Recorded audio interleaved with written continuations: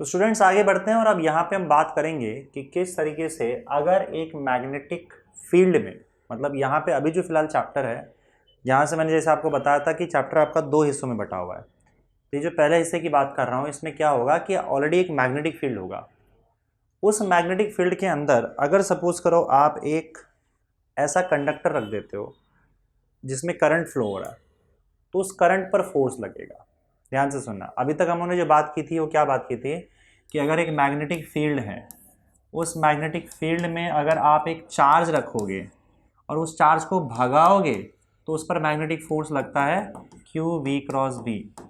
अब हम क्या बात करेंगे कि अगर एक मैग्नेटिक फील्ड है और उस मैग्नेटिक फील्ड में अगर आप एक कंडक्टर रखते हो जिसमें करंट फ्लो हो रहा है, करंट, तो इस करंट कैरिंग कंडक्टर को फोर्स लगेगा और वो फोर्स भी मैग्नेटिक फोर्स ही कहलाएगा। देखो, कंडक्टर मतलब करंट और चार्ज का भागना दोनों एक ही चीज है। चार्ज भाग रहा है तो उस पर लगता है मैग्नेटिक फोर्स। वैसे ही मैग्नेटिक फील्ड में अगर करंट जा रहा है तो करंट जाने का मतलब ही होता है कि चार्ज भाग रहा है और इसलिए उस पर फोर्स लगता है। तो अब हम जो बात करेंगे आगे इन सब चैप्टर्स में, वो अलग अलग टाइप का कंडक्टर होगा आपका। उस कंडक्टर में करंट फ्लो होगा। कंडक्टर है, उसमें करंट फ्लो हो रहा है, समझ रहे हो कि नहीं? कंडक्टर है, उसमें करंट फ्लो हो रहा है। अगर उसको आपने मैग्नेटिक फील्ड में डाल दिया तो उस पर फोर्स लगेगा, मैग्नेटिक फोर्स। तो हम इस वाले हिस्से में हमारे पास ऑलरेडी पहले से ही मैग्नेटिक फील्ड होगा बैकग्राउंड में, और हम उसके अंदर एक ऐसा कंडक्टर रखेंगे जिसमें ऑलरेडी करंट है। तो इससे क्या होगा, उस करंट पे उस जो कंडक्टर इसमें करंट फ्लो हो रहा है उस पर मैग्नेटिक फोर्स लगेगा। तो सबसे पहले हम लोग स्ट्रेट कंडक्टर की बात कर लेते हैं यहाँ पे। तो let's say that we have magnetic field over here. इस तरह से हमारे पास एक मैग्नेटिक फील्ड है, उस मैग्नेटिक फील्ड में एक कंडक्टर रखा हुआ है जिसमें करंट फ्लो हो रहा है। ये मैग्नेटिक फील्ड है और हम स्ट्रेट कंडक्टर फिलहाल यहाँ पे मान के चलते हैं that we have a straight conductor. इस तरीके से एक स्ट्रेट कंडक्टर है और इसमें करंट फ्लो हो रहा है। थोड़ा सा कंडक्टर को मैं मोटा बना देता हूँ, ज़्यादा बेटर होगा बनाने में। ये कंडक्टर है, इस कंडक्टर में करंट फ्लो हो रहा है। मान लेते हैं ऊपर की ओर करंट आई फ्लो हो रहा है, ठीक है। और ये रखा है मैग्नेटिक फील्ड में, इसका मतलब इस पर लगेगा मैग्नेटिक फोर्स। अब ये फोर्स कहाँ और किस डायरेक्शन में लगेगा वही हमको पता करना है। अब देखो, करंट फ्लो हो रहा है, इसका मतलब उसके अंदर चार्जेस जो है वो फ्लो हो रहा है। हालांकि करंट फ्लो होते समय इलेक्ट्रॉन भागता है। इलेक्ट्रॉन जिस डायरेक्शन में भागता है हम बोलते हैं करंट उसके ऑपोजिट डायरेक्शन में भाग रहा है, क्योंकि करंट का डायरेक्शन हम लोग फ्लो ऑफ पॉजिटिव चार्ज के डायरेक्शन में देते हैं। तो अगर ऐसा है तो एक काम करते हैं, हम लोग पॉजिटिव चार्ज ही अज्यूम कर लेते हैं। जितना इलेक्ट्रॉन के पास चार्ज है उतना पॉजिटिव चार्ज हम अज्यूम कर लेते हैं कि यहाँ पे बहुत सारा पॉजिटिव चार्ज है और ये पॉजिटिव चार्ज इस डायरेक्शन में भाग रहा होगा, क्योंकि करंट जिस डायरेक्शन में उस डायरेक्शन में पॉजिटिव चार्ज भागता है, या फिर नेगेटिव चार्ज इलेक्ट्रॉन उसके ऑपोजिट डायरेक्शन में भाग रहे हैं। तो चार्जेस यहाँ पे भाग रहे हैं। कितने चार्जेस भाग रहे हैं? मान लो टोटल क्यू चार्ज भाग रहा है। और चार्जेस जो फ्री चार्जेस है वो जिस वेलोसिटी से भागते हैं उससे हम लोग ड्रिफ्ट वेलोसिटी बोलते हैं। V D is your drift velocity. तो जिस डायरेक्शन में करंट होगा उसी डायरेक्शन में आपका ड्रिफ्ट वेलोसिटी या ड्रिफ्ट स्पीड होगा चार्जेस का, चार्जेस जहाँ पे भाग रहे हैं। मान लो आपके पूरे कंडक्टर का लेंथ जो है वो L है, पूरा लेंथ कंडक्टर का L है, यहाँ से लेकर यहाँ तक L लेंथ है, और चार्जेस ने यहाँ से स्टार्ट किया और L लेंथ उसने कवर किया और उसको T टाइम लगा। तो आप ड्रिफ्ट स्पीड ढूंढ सकते हो। Speed is equal to distance upon time होता है।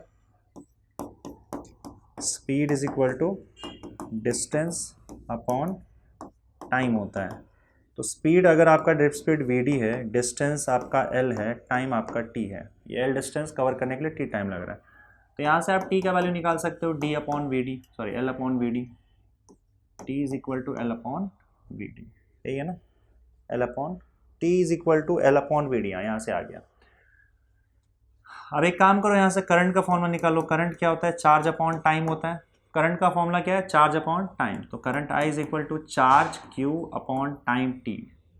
तो या फिर आप ऐसे निकाल सकते हो, Q का वैल्यू निकालो, Q is equal to I into T, और I का वैल्यू I इंटू T का वैल्यू, T का वैल्यू L अपॉन Vd। तो L अपॉन Vd, ये चार्ज का फॉर्मूला हो गया। चार्ज का फॉर्मूला साइड में रखो, हमारे पास चार्ज आ गया।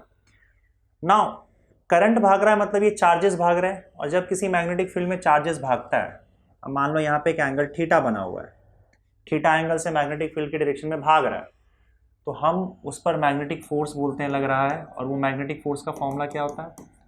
Magnetic force F M is equal to Q V cross B. अगर हम लोग वेक्टर के फॉर्म में देखें तो क्यू वी क्रॉस बी, और स्केलर के फॉर्म में देखें तो F M is equal to क्या हो जाएगा? Q V B sine theta. तो ये जो कंडक्टर और मैग्नेटिक फील्ड के बीच का एंगल बन रहा है ये थीटा, वो थीटा वहां पे आ गया। ना क्यू की जगह पे आप ये इक्वेशन यूज, ये वैल्यू डाल दो I L upon V D, और ये जो v होगा ये वी डी ही होगा, क्योंकि ड्रिफ्ट वेलोसिटी की हम बात कर रहे हैं यहाँ पे, तो v की जगह पे वी डी डाल रहे हैं। अब q का वैल्यू यहाँ से उठा लो, तो एफ एम का वैल्यू क्या हो जाएगा बताओ? q मतलब I L upon V D, I L upon V D into V D into B into sine theta. तो वी डी यहाँ से हो जाएगा cancel, I L B sine theta हो जाएगा। F is equal to I L B sine theta. ये आपका scalar form में फोर्स लग गया। तो अगर मान लो एक कंडक्टर किसी मैग्नेटिक फील्ड में रखा हुआ है और उसमें करंट फ्लो हो रहा है, तो current carrying conductor magnetic field के अंदर इतना फोर्स एक्सपीरियंस करेगा I L B sine theta. I मतलब उस कंडक्टर के अंदर कितना करंट है, एल मतलब उसका लेंथ कितना बड़ा है, बी मतलब मैग्नेटिक फील्ड कितना है जिसमें वो रखा हुआ है, और थीटा का मतलब होता है कि आपका लेंथ जो कंडक्टर है, कंडक्टर और मैग्नेटिक फील्ड के बीच में कितना एंगल बन रहा है। अब ये एंगल देखो दो हो सकता है, एक एंगल पीछे से भी हो सकता है, यहां से भी हो सकता है। तो आपको क्या करना है, जिस डायरेक्शन में करंट फ्लो हो रहा है वो डायरेक्शन और मैग्नेटिक फील्ड का डायरेक्शन, इनके बीच में एंगल थीटा लेना है। ये बात ध्यान रखना, जिस डायरेक्शन में करंट फ्लो हो रहा है और जो मैग्नेटिक फील्ड है इनके बीच में ये एंगल थीटा लेना है। अब क्योंकि यहाँ पे दो वेक्टर के बीच में हमको चाहिए एंगल थीटा, ये अगर आप देखोगे I L B sine theta, तो हम इसको वेक्टर फॉर्म में देखो कैसे लिखते हैं, इन वेक्टर फॉर्म। इसका हम लोगों ने एक वेक्टर फॉर्म बना रखा है ताकि ये क्लियर हो कि आपको किस वेक्टर्स के बीच में एंगल लेना है। तो वेक्टर फॉर्म में हम देखो इसको कैसे लिखते हैं, magnetic force on the conductor is equal to I L cross B, और हम इस लेंथ को यहाँ पे, ये जो लेंथ आपको दिख रहा है, इस लेंथ को वेक्टर बना देते हैं और उसको हम लेंथ वेक्टर बोल देते हैं। L is your length vector, और इस लेंथ वेक्टर का देखो लेंथ वेक्टर क्वांटिटी नहीं है, पर हम अपने सहूलियत के लिए, कन्वीनियंस के लिए इस लेंथ को वेक्टर बना दे रहे हैं। तो जो लेंथ वेक्टर हमने बनाया उस लेंथ वेक्टर का जो मैग्नीट्यूड होगा वो इसके लेंथ के इक्वल होगा, जो भी लेंथ है उसका मैग्नीट्यूड हो जाएगा। और क्योंकि वेक्टर क्वांटिटी बनाया है तो इसका डायरेक्शन भी होगा। तो लेंथ वेक्टर का डायरेक्शन हमेशा करंट के डायरेक्शन में लिया जाता है। Length vector is in the direction of current, in the direction of current। Length vector हमेशा करंट के डायरेक्शन में होता है। तो इसका मतलब ये जो डायरेक्शन में करंट है वही आपका एल वेक्टर हो जाएगा। तो अगर मान लो आपका कंडक्टर ऐसा है और इस डायरेक्शन में आपका करंट जा रहा है, तो इसका मतलब इसी डायरेक्शन में आपका लेंथ वेक्टर जाएगा ऊपर की ओर, ये लेंथ वेक्टर हो जाएगा। और आप देखो मैग्नेटिक फील्ड कहाँ पे, अगर मैग्नेटिक फील्ड यहाँ पे है तो इनके बीच में ये एंगल थीटा हो जाएगा। अगर आपने परपेंडिकुलर रखा है कंडक्टर को मैग्नेटिक फील्ड के, तो थीटा का वैल्यू 90 डिग्री हो जाएगा। If theta is equal to 90 degree, तो आपका मैग्नेटिक फोर्स क्या हो जाएगा, I into L into B, क्योंकि फिर साइन थीटा आपका 1 हो जाएगा। साइन 90 डिग्री 1 होता है, साइन थीटा 1 हो जाएगा, तब आपका मैग्नेटिक फोर्स का फॉर्मूला आई एल बी हो जाएगा। तो अगर कंडक्टर और मैग्नेटिक फील्ड दोनों एक दूसरे के परपेंडिकुलर रखे हैं तो मैग्नेटिक फोर्स जो लगेगा कंडक्टर पे वो आई एल बी होगा। एक बात और मैं बोल रहा हूँ कि कंडक्टर को सिर्फ रखने से मैग्नेटिक फील्ड में उस पर फोर्स नहीं लगेगा, उस कंडक्टर में करंट भी होना चाहिए। जब तक करंट नहीं होगा तब तक कोई फोर्स नहीं लगेगा। कंडक्टर जिसमें करंट फ्लो हो रहा है उससे अगर मैग्नेटिक फील्ड में रखते हो तो उस पर लगेगा फोर्स, और उस मैग्नेटिक फोर्स का वैल्यू होगा I L B sine theta. Very simple, ठीक है। यहाँ पे हम लोगों ने स्ट्रेट कंडक्टर की बात की, this was a straight conductor, obviously straight conductor. लेकिन अगर मान लो स्ट्रेट कंडक्टर ना हो, आर्बिट्रेरी शेप कंडक्टर हो, मतलब किसी भी शेप का कंडक्टर अगर आपके पास होता है, arbitrary shape conductor, arbitrary shape conductor, और उसमें करंट फ्लो हो रहा है, तब क्या करोगे, मान लो आपके पास मैग्नेटिक फील्ड है और उस मैग्नेटिक फील्ड में कोई कंडक्टर रखा हुआ है जो किसी भी शेप का हो, इस तरीके से ऐसा, और फिर उसमें करंट फ्लो हो रहा है इस तरीके से। एक सेकेंड, इसमें करंट फ्लो हो रहा है कुछ इस तरीके से, ऐसे करंट ऊपर की ओर जा रहा है। तो अब क्या करोगे, तो इसमें हम लोग क्या करते हैं, मान लो ये मैग्नेटिक फील्ड है, इसमें हम एक बहुत छोटा सा हिस्सा लेते हैं, मान लो इतना छोटा सा हिस्सा ले लिया, बहुत छोटा सा हिस्सा जिसका एक ही फिक्स डायरेक्शन हो। इसमें एक्चुअली क्या होगा ना, करंट का डायरेक्शन हर जगह पे ऐसे ऐसे बार बार अलग होगा, तो आपका जो वेक्टर होगा, लेंथ वाला वेक्टर, वो बार बार उसका डायरेक्शन चेंज होता जाएगा, क्योंकि यहाँ पे इधर है, यहाँ पे इधर है, तो बार बार मैग्नेटिक फील्ड के साथ, देखो मैग्नेटिक फील्ड के साथ बार बार लेंथ वेक्टर डायरेक्शन बदल दे रहा है अपना, क्योंकि इधर कंडक्टर ऐसा है, और यहाँ पे एक और चीज़ लिख देता हूँ मैं, along the length of, in the direction of current along the length of conductor, ये पूरा कंप्लीट स्टेटमेंट होगा। कंडक्टर के लेंथ के अलॉन्ग करंट के डायरेक्शन में, तो कंडक्टर का लेंथ यहाँ पे है, तो यहाँ पे आपका एल वेक्टर हो जाएगा, पर यहाँ जाते जाते देखो एल वेक्टर थोड़ा सा झुक गया, तो मैग्नेटिक फील्ड और इसके बीच का एंगल थीटा भी चेंज हो जाएगा। तो इस तरह से हर पॉइंट पे थीटा का वैल्यू अलग अलग होगा। तो हम एक बहुत छोटा सा हिस्सा कंसिडर करते हैं और उसको एल वेक्टर लिखने के बजाय डी एल वेक्टर लिख देते हैं, क्योंकि लेंथ बहुत छोटा है, तो हम उसको एल वेक्टर के बजाय डी एल वेक्टर लिख देते हैं। और सिर्फ इस छोटे से हिस्से पर कितना फोर्स लग रहा है, मान लो इस पर जो फोर्स लग रहा है वो डी एफ फोर्स लग रहा है, तो हम ये डी एफ फोर्स पहले कैलकुलेट करते हैं। अब ये डी एफ फोर्स का फॉर्मूला क्या होगा बताओ, D F force will be equal to I L, L के जगह पे क्या हो जाएगा, डी एल हो जाएगा, डी एल क्रॉस बी। और अगर मुझे पूरे कंडक्टर का फोर्स निकालना है, force on entire conductor, entire conductor, तो मैं क्या करूंगा, इस फोर्स को इंटीग्रेट कर दूंगा, तो total force F will be equal to integration of D F. देखो इसका कोई आपका प्रैक्टिकल या कोई एग्जाम्पल आपको तो नहीं दे के रखा हुआ है, क्वेश्चंस वगैरह इसके ऊपर सॉल्व नहीं किया हुआ आपके टेक्स्ट बुक में, ये सिर्फ थियोरेटिकल पार्ट लिख दिया गया है, तो यहाँ पे भी तुम सिर्फ लिखने का काम कर सकते हो, या फिर अगर छोड़ भी दोगे तो मुझे नहीं लगता कि इसमें से कुछ पूछा जाएगा, क्योंकि इसका कोई एग्जाम्पल दिया ही नहीं है आपको, बस एक्सप्लेन कर दिया कि कैसे करते हैं हम लोग। तो छोटा सा फोर्स डी एफ इस पर निकाल लिया, और फिर पूरे वायर के लिए हम इस छोटे से फोर्स को इंटीग्रेट कर देंगे, छोटे से फोर्स को इंटीग्रेट कर दिया पूरे वायर के लिए, तो डी एफ की जगह पे क्या आ जाएगा, I D L cross B. अब ध्यान से देखो, करंट आई बाहर आ जाएगा, इंटीग्रेशन ऑफ डी एल रह जाएगा, और बी भी बाहर आएगा, पर क्योंकि वेक्टर है और क्रॉस प्रोडक्ट है, तो हमेशा क्रॉस प्रोडक्ट में लेफ्ट साइड वाला इंटीग्रेशन के लेफ्ट से ही बाहर आता है, और राइट साइड वाला इंटीग्रेशन के राइट साइड से ही बाहर आता है। क्रॉस प्रोडक्ट का ये नियम है, आप साइड चेंज नहीं कर सकते हैं। अब देखो दो वेक्टर डी एल और बी है, डी एल बाहर आने से रहा, डी एल क्योंकि फिक्स नहीं है, तो डी एल इंटीग्रेशन के अंदर ही रहेगा, बी कांस्टेंट है, बी तो यूनिफॉर्म मैग्नेटिक फील्ड है, तो बी बाहर आएगा, लेकिन इंटीग्रेशन में यहाँ से नहीं बल्कि वहाँ से बाहर चला जाएगा, ये थोड़ा सा अलग है, क्रॉस प्रोडक्ट में ऐसा होता है।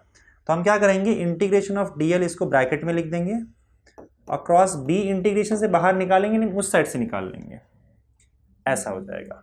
और इस तरीके से हम लोग मैग्नेटिक फोर्स निकालते हैं किसी भी आर्बिट्रेरी शेप कंडक्टर के ऊपर। बस हमें ये इंटीग्रेशन करना होता है, उसके साथ मैग्नेटिक फील्ड के साथ क्रॉस प्रोडक्ट ले लेना होता है, फोर्स निकल आएगा।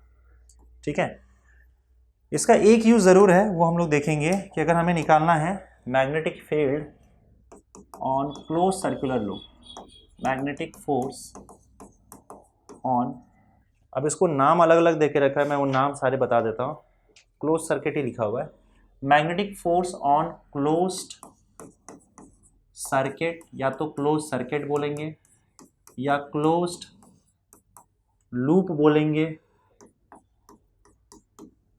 समझे। तो अगर मान लो आपका कोई एक कंडक्टर है जो क्लोज लूप के फॉर्म में, क्लोज लूप के फॉर्म में मतलब जहां से शुरू किया वहीं पे वापस उसको खत्म करना है। फॉर एग्जांपल ये रहा आपका मैग्नेटिक फील्ड इस तरीके से, और इसके अंदर आपने एक कंडक्टर डाल के रखा हुआ है, दिस इज मैग्नेटिक फील्ड, और इसके अंदर आपने कंडक्टर डाल के रखा हुआ है कुछ इस तरीके से, पर वो क्लोज्ड लूप के फॉर्म में, ऐसे, और इसके अंदर करंट फ्लो हो रहा है, मान लो इसके अंदर ऐसे करंट फ्लो हो रहा है, ऐसे करंट फ्लो हो रहा है, ऐसे करंट फ्लो हो रहा है, ऐसे करंट फ्लो हो रहा है, इस तरीके से, है ना। ये क्लोज लूप कैसा भी हो सकता है, क्लोज लूप आपका स्क्वायर भी हो सकता है, करंट ऐसे फ्लो हो रहा हो, क्लोज लूप आपका रेक्टेंगल भी हो सकता है, उससे लेना देना नहीं है, बस बंद होना चाहिए, जहां से शुरू हुआ वहीं से पैक हो जाना चाहिए। सर्कुलर हो सकता है, किसी भी शेप का हो सकता है, इररेगुलर शेप का हो सकता है, ये सारे के सारे क्लोज्ड सर्किट या लूप का एग्जाम्पल है। अगर कोई भी क्लोज सर्किट या लूप आप किसी मैग्नेटिक फील्ड में डालते हो तो उस पर मैग्नेटिक फोर्स क्या होगा। तो अगेन मैग्नेटिक फोर्स का फॉर्मूला हम क्या यूज करेंगे बताओ, मैग्नेटिक फोर्स का फॉर्मूला, क्योंकि ये आर्बिट्रेरी शेप का है, स्ट्रेट कंडक्टर नहीं है, तो स्ट्रेट कंडक्टर नहीं है तो हम ये वाला फॉर्मूला यूज करेंगे, F is equal to I integration of D L, integration यहीं से करते हैं, integration of D L cross B, integration of D L cross B. इसमें एक चीज और करेंगे हम लोग, यहाँ पे सर्कल लगा देंगे। ये सर्कल आपको ये बताता है कि आप जिसके अलोंग इंटीग्रेशन कर रहे हो ये वो क्लोज कंडक्टर है। देखो ये क्लोज कंडक्टर नहीं था, यहां से शुरू होकर यहां पे खत्म हो गया, पर ये हमने इसको मोड़ के जब क्लोज कंडक्टर कर दिया, तो जब आप क्लोज कंडक्टर के लिए इंटीग्रेशन करते हो तो यहाँ पे आप सर्कल लगा देते हो। इसका मतलब ये है कि हमारा इंटीग्रेशन क्लोज लूप के अलोंग है, ठीक है। यहाँ पे भी वही हाल होगा, आप डीएल को रखोगे, बी को बाहर निकालोगे इंटीग्रेशन के, तो उस साइड से बाहर निकालोगे, तो आई इंटीग्रेशन ऑफ डीएल यहीं रहने दो और क्रॉस बी यहां से बाहर निकाल लो। अब देखो होता क्या है कि अगर सपोज करो आप ये इंटीग्रेशन सॉल्व करोगे, क्लोज इंटीग्रेशन डीएल, तो ये एक वेक्टर क्वांटिटी है, तो कभी भी अगर वेक्टर्स सारे वेक्टर्स मिलकर एक क्लोज लूप बना दें तो उसका टोटल रिजल्टेंट वेक्टर जो होता है वो जीरो हो जाता है। जैसे मान लो मैं बहुत सारे वेक्टर्स लेता हूँ ऐसे, उसको लाइन से लगा देता हूँ और इन सारे वेक्टर्स मिलकर एक क्लोज लूप बना देते हैं, तो रिजल्टेंट जो होता है इन सारे वेक्टर्स का, रिजल्टेंट इज जीरो। समझे, कभी भी क्लोज लूप सारे वेक्टर्स को आप ऐड कर दोगे तो रिजल्टेंट जीरो मिलेगा, क्योंकि पॉलीगॉन लॉ क्या कहता है कि जब आप बहुत सारे वेक्टर्स को ऐड कर रहे हो और जो एक हिस्सा बच जाता है, तो जो हिस्सा बच जाता है वही आपका रिजल्टेंट होता है। उसमें आपको क्या करना पड़ता है, स्टार्टिंग वेक्टर से लास्ट वेक्टर तक वेक्टर ड्रॉ कर दो और यही वेक्टर आपका रिजल्टेंट वेक्टर होता है इन सब का। मतलब इन सब वेक्टर्स को ऐड करने पर आपको ये वेक्टर मिल जा रहा है यहाँ पे। लेकिन अगर आप सपोज करो वेक्टर्स को ऐड करते करते अगर आप पूरा वेक्टर एक लूप कंप्लीट कर लेता है तो आपको रिजल्टेंट बनाने के लिए जगह ही नहीं मिलता है, रिजल्टेंट वेक्टर जीरो हो जाता है। तो इस लिहाज से अगर देखा जाए तो यहाँ पे डीएल वेक्टर है और डीएल वेक्टर सबको ऐड करते जाओगे। डीएल वेक्टर मतलब क्या आता है, छोटे छोटे डीएल, इसमें से DL DL DL DL DL DL DL.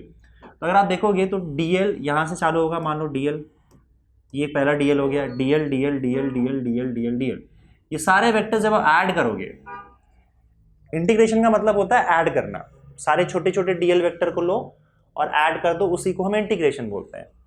तो जब आप इंटीग्रेशन का मतलब ही होता है ना समेशन, इनफाइनाइट समेशन, तो जब सारे वेक्टर्स को आप ऐड कर रहे हो तो सारे वेक्टर ने क्लोज लूप बना लिया।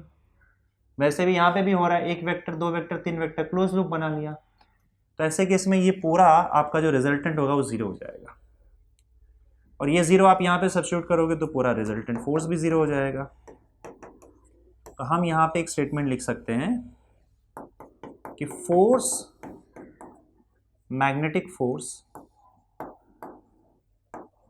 Magnetic force on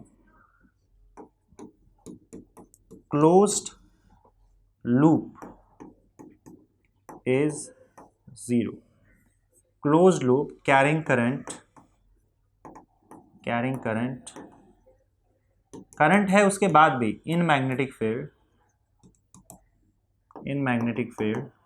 is zero. Important है, ये सारे पॉइंट्स इंपॉर्टेंट है।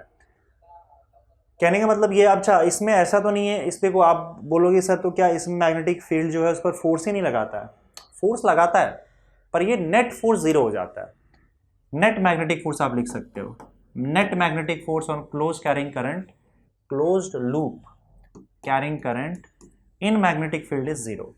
होता क्या है कि जैसे इस पर फोर्स लगा मान लो इस डायरेक्शन में, तो इस पर फोर्स यहाँ पे लगेगा, तो ऐसे ऐसे क्या होता है ना कि इस चारों डायरेक्शन में फोर्स लगता है और ये सारे फोर्सेस इक्वल एंड ऑपोजिट होकर एक दूसरे को बैलेंस कर देते हैं, तो नेट फोर्स जो होता है वो लूप पे जीरो हो जाता है।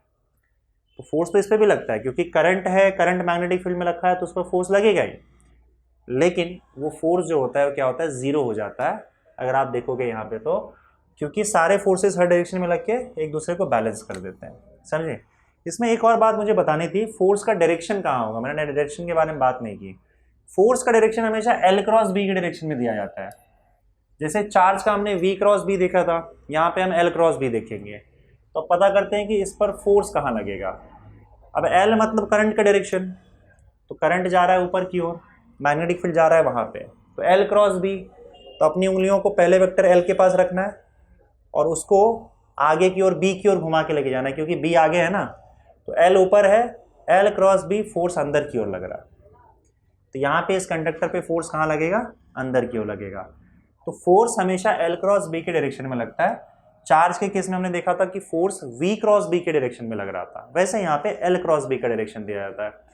क्रॉस प्रोडक्ट का डायरेक्शन कैसे दिया जाता है मैं आपको ऑलरेडी बता चुका हूँ, और वो क्या होता है, आपको पहले वेक्टर पे उंगली को डालना है, जैसे एल ऊपर की ओर है यहाँ पे, तो उंगलियां ऊपर की ओर होनी चाहिए और उसको घुमा के बी की ओर लेके जाना है। तो अब उंगलियां मैं ऐसे रखूंगा तो बी के पास तो घुमा नहीं पाऊंगा, तो मैं हाथ को ऐसे कर लेता हूँ, समझे? अब एल जो है ऊपर की ओर है, बी आगे की ओर है मैग्नेटिक फील्ड, तो एल से बी की ओर एल क्रॉस बी करोगे तो फोर्स अंदर जाएगा। मतलब अगर मैग्नेटिक फील्ड आगे है और आपने कंडक्टर ऐसे रखा हुआ है, करंट ऊपर जा रहा है, तो उस पर फोर्स हमने देखा एल क्रॉस बी अंदर की ओर जा रहा है, तो उसमें कंडक्टर अंदर की ओर धक्का लगेगा कंडक्टर को, समझे? तो ये फोर्सेस की बात हो गई, magnetic force on wire carrying current.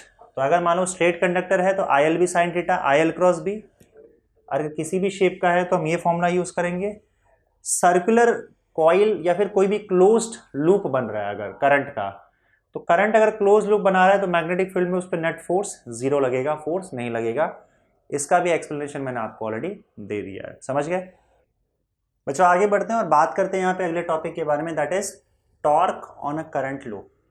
देखो अभी हम लोगों ने पढ़ा था कि अगर मान लो कोई करंट का लूप हो, क्लोज लूप हो, जैसे इसके पहले हमने देखा था कि अगर करंट का कोई क्लोज लूप होता है हमारे पास, तो उस पर नेट फोर्स जीरो लगता है, क्योंकि चारों तरफ से फोर्सेस एक दूसरे को कैंसल आउट करके बैलेंस कर देते हैं, और नेट फोर्स किसी भी क्लोज्ड लूप में जिसमें करंट हो उस पर जीरो होता है। लेकिन अगर आप मैग्नेटिक फील्ड में किसी को, अगर आप किसी लूप को, करंट कैरिंग लूप को, अब देखो इससे फर्क नहीं पड़ता है लूप का शेप क्या है, लूप ऐसे हो सकता है, लूप ऐसे हो सकता है, बस क्या होना चाहिए आपका जो सर्किट है वो क्लोज्ड होना चाहिए। लूप ऐसे हो सकता है, कैसा भी लूप रहे उससे फर्क नहीं पड़ता है। अगर आपका करंट कैरिंग लूप है, उसे अगर आप मैग्नेटिक फील्ड में डालते हो तो उस पर फोर्स तो नहीं लगेगा, पर उस पर टॉर्क जरूर लगता है और टॉर्क एक ऐसी क्वांटिटी है जो बॉडी को घुमाता है।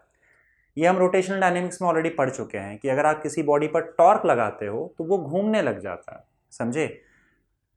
तो अगर मान लो आप कोई कॉइल है जिसमें करंट फ्लो हो रहा है, उससे अगर आप मैग्नेटिक फील्ड में रखते हो तो वो उस पर टॉर्क जनरेट हो जाता है, और टॉर्क की वजह से वो कॉइल जो है वो घूमने लग जाता है। तो ये टॉर्क का वैल्यू क्या होता है ये हम लोग यहाँ पे डिराइव करने की कोशिश करेंगे। ये डेरिवेशन थोड़ा सा कॉम्प्लिकेटेड हो सकता है आपके लिए, एक बार थोड़ा सा ध्यान से और आराम से एक एक करके देख लेना, राइट? तो शुरू करते हैं। कोशिश करूँगा कि मैं थोड़ा सा इसको आसान बनाने की कोशिश करूँ, लेकिन थोड़े से कॉम्प्लिकेशंस इसके अंदर हैं, तो आराम से इसको सुनना। एक बार में ना समझ में आए, हो सकता है तो 2 बार 3 बार करो, लेकिन थोड़ा ध्यान से सुनोगे अच्छे से, सब कुछ सारी चीज़ें हटाकर, तो एक बार में ही समझ में आ जाएगा। इस बात की मैं पूरी कोशिश करता हूँ, ठीक है?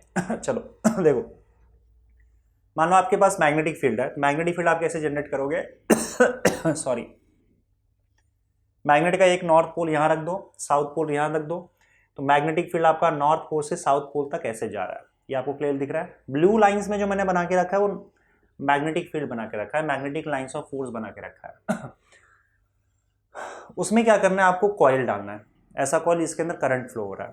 तो यहाँ पे आप देख सकते हो एक एंटी क्लॉकवाइज करंट फ्लो हो रहा है इस कॉइल में, और ये एक रेक्टेंगुलर कॉइल है। हालांकि रेक्टेंगुलर कॉइल के लिए हम लोग यहाँ पे स्टडी कर रहे हैं, लेकिन ये फॉर्मूला जो है वो किसी भी कॉइल के लिए वैलिड होगा। जो लास्ट में हमारे पास फॉर्मूला डिराइव होगा वो किसी भी शेप, कॉइल के शेप के लिए वैलिड है। हम यहाँ पे इस डेरिवेशन को रेक्टेंगुलर कॉइल लेके चल रहे हैं, ठीक है। अब रेक्टेंगुलर का कॉइल जो है आप कुछ इस तरीके से मान के चल सकते हो, हालांकि पूरा भरा हुआ है, लेकिन ये सिर्फ कॉइल है। ऐसा एक वायर है, वायर को रेक्टेंगल के फॉर्म में मोड़ के रखा हुआ है और उसमें करंट फ्लो हो रहा है क्लॉकवाइज, सॉरी क्लॉकवाइज नहीं, एंटी क्लॉकवाइज, आप देख सकते हो ऐसे। और मैग्नेटिक फील्ड आपका सीधे जा रहा है, ऐसे लाइंस ऑफ फोर्स ऐसे जा रहा है। उसमें कॉइल हॉरिजॉन्टल रखा हुआ है, आप देखो ध्यान से, इस तरीके से रखा हुआ है, हॉरिजॉन्टल रखा हुआ है। इस हॉरिजॉन्टल केस में आप देख सकते हो कि अंदर वाला जो हिस्सा है वो बी और सी है, वो और बाहर जो आपको दिख रहा है ए और बी है। मतलब अगर एक कॉइल आप मैग्नेटिक फील्ड में ऐसे रखोगे, मैग्नेटिक फील्ड आपका ऐसे जा रहा है और कॉइल ऐसे हॉरिजॉन्टल रखा हुआ है, तो उसका आगे वाला हिस्सा ये ए, तो ये ए, ये यहाँ पे आपका डी है, ये डी है, ये सी है तो ये अंदर वाला सी है, और ये बी है तो ये वाला पार्ट बी है। समझ गए इतना? ऐसे रखा हुआ है, राइट। और करंट का डायरेक्शन अगर देखोगे तो डी से सी की और अंदर की हो जा रहा है, मतलब यहाँ से करंट ऐसे अंदर जा रहा है, उसके बाद फिर ऐसे आ रहा है, ऐसे आ रहा है सी से बी, फिर बी से ए आ रहा है, फिर उसके बाद आप मान के चल सकते हो ए से इधर चले जा रहा है। तो कॉइल ऐसे ऐसे ऐसे ऐसे कंटिन्यूसली मूव कर रहा है, कॉइल के अंदर का करंट। अच्छा, अब आप अगर इसको 4 हिस्से में देखो ध्यान से, तो ये वाला जो पार्ट है, मतलब इसको 4 हिस्से में डिवाइड कर दो, तो आपको दिखेगा ये कि ये इस पर, इस पर, इस पर और इस पर, इस वाले हिस्से पे। इसमें आप देखोगे तो करंट ऐसे जा रहा है इस डायरेक्शन में। इसको आप स्ट्रेट मान के चलो, ये तो यहाँ से कोई कनेक्शन जोड़ के रखा हुआ है इसलिए इसको निकाल के ऐसे डाला हुआ है। आप मान के चलो कि ऐसा कॉइल इस तरीके से रखा हुआ है जिसमें क्लॉकवाइज करंट फ्लो हो रहा है, इस तरीके से ऐसा मान सकते हो आप, कोई प्रॉब्लम नहीं है। इस कॉइल के 4 हिस्से आप मान सकते हो, एक यहाँ पे, एक यहाँ पे, एक यहाँ पे और एक यहाँ पे, जो कि रेक्टेंगल के 4 साइड्स हैं। और आप ये मान के चलो कि आपके पास 4 कंडक्टर है और ये 4 कंडक्टर इस मैग्नेटिक फील्ड के अंदर रखा हुआ है जिसके अंदर करंट फ्लो हो रहा है, ठीक है। अब यहाँ पे देखो कि मैं यहाँ पे लेंथ का वैल्यू लिख लेता हूँ। जैसे अगर मैं यहाँ पे बी से लेकर सी तक की बात करूँ तो बी सी का जो वैल्यू है, बी सी और ए डी का वैल्यू, ये दोनों इक्वल होंगे क्योंकि रेक्टेंगुलर का ऑपोजिट साइड है। इसको मैं L1 मान लेता हूँ, this B C and A D is L1। और ए बी और सी डी इक्वल होंगे, तो ए बी और सी डी का वैल्यू मैं L2 मान लेता हूँ। तो ये जो दोनों साइड्स है ए बी और सी डी, ये L2 है, समझे। अब हम लोगों ने स्टार्टिंग में ये भी देखा था इसके जस्ट पहले कि अगर मान लो कोई एक स्ट्रेट कंडक्टर है और अगर वो कंडक्टर किसी मैग्नेटिक फील्ड के अंदर रखा हुआ है और उसमें करंट फ्लो हो रहा है, तो इस कंडक्टर पर लगेगा एक फोर्स और उस फोर्स का वैल्यू होता है I L B sine theta. और अगर मैं फोर्स के डायरेक्शन की बात करूं तो वेक्टर फॉर्म में लिखूंगा तो I L cross B, L cross B के डायरेक्शन में इस पर फोर्स लग रहा है। एल एक लेंथ वेक्टर है जो कि करंट के डायरेक्शन में होता है, जहां करंट जा रहा है along the length of the conductor, और बी आपका मैग्नेटिक फील्ड है। मतलब अगर एक करंट कैरिंग कंडक्टर आपने मैग्नेटिक फील्ड में रखा तो उस पर फोर्स लगता है आई एल क्रॉस बी, और ये फोर्स एल क्रॉस बी के डायरेक्शन में लगेगा। ये मैग्नेटिक फोर्स है जो कि एल क्रॉस बी के डायरेक्शन में लगता है। अब मुझे एक बात बताओ कि यहाँ पे अगर मान लो मैं इन 4 कंडक्टर्स की बात करूँ तो इन 4 कंडक्टर्स पे भी फोर्स लगेगा। अब ये फोर्स किस डायरेक्शन पे लगेंगी वो हम थोड़ा सा देख लेते हैं। एल क्रॉस बी के डायरेक्शन में, एल करंट के डायरेक्शन में होता है और बी मैग्नेटिक फील्ड है। और एक चीज और अगर मैं आपको क्लियर करूं, फोर्स इज इक्वल टू क्या होता है, I L B sine theta. तो थीटा पे भी डिपेंड करता है फोर्स। अगर एल मतलब ये जो थीटा का वैल्यू है अगर 0 डिग्री हो जाए या फिर थीटा का वैल्यू अगर 180 डिग्री हो जाए, तो इन दोनों ही केस में साइन थीटा का वैल्यू 0 हो जाएगा, क्योंकि साइन 0 0 होता है, साइन 180 डिग्री भी 0 होता है। तो दोनों केस में आपका फोर्स जो हो जाएगा 0 हो जाएगा। और ये कब होगा, जब आपका कंडक्टर जिसके अंदर करंट फ्लो हो रहा है वो या तो मैग्नेटिक फील्ड के डायरेक्शन में आ जाए, ये कंडक्टर है, जिस डायरेक्शन में करंट फ्लो होता है उसी डायरेक्शन में हम एल वेक्टर मान लेते हैं। तो अगर आपका कंडक्टर मैग्नेटिक फील्ड के डायरेक्शन में हो या कंडक्टर मैग्नेटिक फील्ड के ऑपोजिट डायरेक्शन में हो, मैग्नेटिक फील्ड के डायरेक्शन में तुमने कंडक्टर रख दिया तो थीटा का वैल्यू 0 हो जाएगा, ऑपोजिट डायरेक्शन में 180 डिग्री, इन दोनों ही केस में आपका फोर्स 0 होगा। तो आप अगर देखो तो बी सी जो है वो मैग्नेटिक फील्ड के ऑपोजिट डायरेक्शन में रखा हुआ है, इस पर कोई फोर्स नहीं लगेगा। एडी जो है वो इस डायरेक्शन में करंट जा रहा है, मैग्नेटिक फील्ड भी इस डायरेक्शन में है, तो एडी आप मान के चलो कि मैग्नेटिक फील्ड के डायरेक्शन में है, मैग्नेटिक फील्ड के डायरेक्शन में है तो भी थीटा का वैल्यू 0, उस पर फोर्स नहीं लगेगा, फोर्स 0 हो जाएगा। थीटा 0 180 डिग्री दोनों केस में आपको फोर्स 0 दे देगा।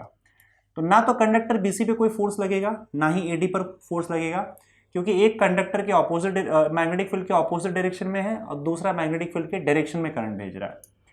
तो एक का एंगल 0 डिग्री, दूसरे का 180 डिग्री, दोनों की वजह से करंट फोर्स जो होगा मैग्नेटिक फोर्स वो 0 हो जाएगा।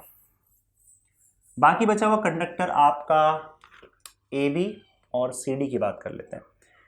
तो फोर्स का डायरेक्शन हमें देखना है, फोर्स का डायरेक्शन एल क्रॉस बी के डायरेक्शन में होता है। एल वेक्टर करंट के डायरेक्शन में, बी मैग्नेटिक फील्ड के। तो अब मुझे बताओ इस पर फोर्स कहाँ लगेगा। अब ध्यान से देखना, ये आपका बी सी है, ये वाला पार्ट बी सी है ना, मैंने बताया था ना, ए बी सी डी, ऐसा यहाँ पे कॉइल है, यहाँ पे भी ऐसा ही कॉइल है। अब अगर आप देखोगे तो बी से लेकर सी तक करंट बाहर की ओर आ रहा है, मतलब ये बी है, ये सी है, तो करंट ऐसे बाहर की ओर आ रहा है। ये हॉरिजॉन्टल है, आप मान के चलो करंट ऐसे बाहर आ रहा है। तो ध्यान से देखो, करंट आ रहा है बाहर, मतलब एल का डायरेक्शन बाहर की ओर है, मैग्नेटिक फील्ड ऐसे अंदर जा रहा है उस डायरेक्शन में, तो मैग्नेटिक फील्ड जो है वो उस डायरेक्शन में जा रहा है। यहाँ पे देखो ध्यान से, आई होप दिख रहा है आपको इस तरीके से। तो ये एल है, ये बी है। अब तुम मुझे बताओगे कि एल क्रॉस बी का डायरेक्शन कहाँ जाएगा। अगर मैं उंगलियों को एल की तरफ लेके चलूँ और उसको घुमा के, बी आगे है ना उस तरफ, एल की तरफ उंगलियां हैं, उसको घुमा के बी की तरफ लेके जाऊं, तो एल क्रॉस बी का डायरेक्शन ऊपर की ओर जा रहा है। मतलब इस बार इस वाले हिस्से में फोर्स जो है वो ऊपर की ओर लग रहा है। तो एल क्रॉस बी ऊपर है, इसका मतलब यहाँ पे फोर्स ऊपर की ओर लगेगा। Now this is the direction of force, F M, ऊपर की ओर। वैसे ही अगर तुम यहाँ पे देखोगे तो यहाँ पे तो आपका करंट अंदर जा रहा है, ये डीसी है, ये डी है, ये सी है, तो करंट ऐसे जा रहा है, अंदर की ओर जा रहा है ये। अब मैग्नेटिक फील्ड वहाँ है, तो इस बार आपका एल अंदर की ओर होगा और आपका मैग्नेटिक फील्ड जो है वो आगे की ओर होगा, ये रहा ऐसे। तो एल इधर है, बी इधर है। तो अगर मैं क्या करूँगा, अब एल की तरफ उंगलियाँ रखा है मैंने, उसको घुमा के बी की तरफ ले आऊँगा, एल क्रॉस बी नीचे जा रहा है, मतलब इस वाले हिस्से में आपका जो फोर्स है वो नीचे की ओर लगेगा इस तरीके से। This is magnetic force F M. तो अब आप क्लियरली देख सकते हो कि अगर मैं ये कॉइल कंसिडर करूं तो ये जो ए बी वाला हिस्सा है इस पर फोर्स ऊपर की ओर लग रहा है, और ये जो डी सी वाला हिस्सा है, ये वाला हिस्सा, उस पर फोर्स नीचे की ओर लग रहा है। ये वाले पार्ट पे फोर्स, ये वाला हिस्सा है, इस पर फोर्स नीचे की ओर लग रहा है, और ये वाला जो पार्ट है इस पर फोर्स ऊपर की ओर लग रहा है। तो ये फोर्स इसको अब घुमाना चालू कर देगा, दोनों फोर्स, और हम बोलेंगे कि भाई इस कॉइल पे टॉर्क लग रहा है और वो टॉर्क इसको घुमा रहा है। इसके घूमने का जो एक्सिस है वो ये एक्सिस है, इस एक्सिस के अबाउट, ये एक्सिस बीचों बीच इसके पास हो रहा है इस तरीके से, और उसके बाद उसको ऐसे घुमा रहा है इस एक्सिस के अबाउट, दोनों फोर्स मिलकर। तो दोनों फोर्स मिलकर टॉर्क जनरेट करते हैं और वो टॉर्क इस कॉइल को मैग्नेटिक फील्ड में घुमा रहा होता है। ठीक है, उस टॉर्क का वैल्यू क्या है, तो टॉर्क का वैल्यू कैलकुलेट करेंगे। अब टॉर्क का फॉर्मूला क्या होता है, तो यहाँ पे देखो, अगर आप देखोगे ध्यान से तो इसका दो तरीका है टॉर्क का फॉर्मूला कैलकुलेट करने का, पर आपके टेक्स्ट बुक में जैसा देखे रखा हुआ, आई थिंक F1 F2 के टर्म्स में दिया हुआ है, तो हम उसी तरीके से जाएंगे। हालांकि दूसरा तरीका भी था, लेकिन मैं आपको सलाह दूंगा कि आप जो आपके टेक्स्ट बुक में दिया हुआ है उस हिसाब से आप जाइए, ताकि कुछ गड़बड़ ना हो, और बात अगर मार्क्स की है तो मार्क्स मिले। बाकी अगर आप सपोज करो मार्क्स की बात या मार्क्स की चिंता आपको नहीं है तो आप अलग तरीके से भी उसको समझ सकते हो, मतलब जो बेसिक फिजिक्स है वो आप लगा सकते हो, लेकिन अभी फिलहाल मैं जो बुक में दे रहा हूँ उसी मेथड से जा रहा हूँ। देखो, अब इसको आप थोड़ा सा इस तरीके से पिक्चराइज करेंगे, क्योंकि एक्चुअली हुआ क्या है कि जब इस पर टॉर्क लगा इस पोजीशन पे, तो ये घूम कर कुछ इस पोजीशन पे ऐसे आ गया, है ना, और जब इस पोजीशन पे ऐसे आ गया तो आपको सिर्फ सामने वाला हिस्सा दिखेगा। ऐसा था ना, अगर घुमा दूं मैं तो ये घुमा के इस पोजीशन पे आ गया, और यही पोजीशन मैंने यहाँ पे ड्रॉ करके रखा। पहले हॉरिजॉन्टल पोजीशन था, हॉरिजॉन्टल पोजीशन से जब उसको घुमा दिया तो मैग्नेटिक फील्ड में टेढ़ा हो गया।